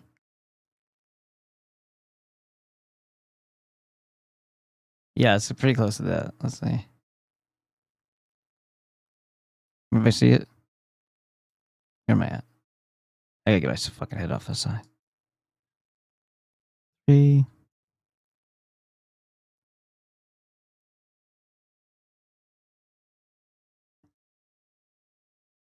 You'll see more and more videos coming here shortly. Shirts and merch are not available yet. I made this shirt for myself. In the description, in the description of these videos, you will find a link for AzureStandard.com. This code BB5 right here gives you a discount. The 90 essential nutrients that you need for your body to be optimized at all times so that whatever you're forcing it to do, whatever you're asking it to do, whatever it needs to do on its own, naturally, it can perform and you can stay healthy. Azure Whole Food Essential Nutrients, the Whole Food Multivitamin, the Alaskan Cod Liver Oil, the Fulvic Humic Energy Blend, which gives you all of your minerals, and the IP6 Supreme with the inositol. And I also recommend adding the Core Copper. You'll find those right here where it says AzureStandard.com. Use code BB5. Whole Food Multivitamin, Alaskan Cod Liver Oil, the 3-month and 10-day supply of the Fulvic Humic Blend. Super important. Can't skip that one. And the IP6 Supreme with inositol, which gives you a bioavailable, highly absorbable form of calcium, magnesium, and phosphorus. In addition, it gives you inositol, which helps balance your iron to copper ratio in your body to give you more. That's what it was. That's what it was. I learned something more about the iron and the copper relationship that was really, really interesting. Really, really interesting. And that you need copper to regulate your iron. That was the other part. If you don't have the copper, you don't regulate the inositol will do that, but if you don't have the copper to be in the mitochondria as well, the elastin's going to suffer, your ATP energy in your cells is going to suffer. So this is actually something that I'm starting to think that's the whole food multivitamin. This is the core copper right here. There is copper in this one though, the whole food multivitamin. Adding extra in my particular case sounds really intelligent to me, especially since I burn away so much energy each and every day on the elliptical. This just seems like it makes a lot of sense to me, because it does, from what I gather. ATP energy in your cells. The core copper, remember, it's code BB5, and you can use it on any of the products that are on the Azure Standard site. Click the link in the description. Until next time.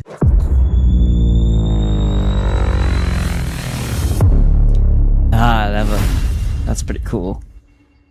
I like that ending. It's coming right at your face. So that's cool. So do me a favor, guys. Go over there, subscribe to the channel, throw a thumb on this one, write a comment, share the motherfucker. Okay? Thank you. Mike Burgess did. Aussie did. This person did.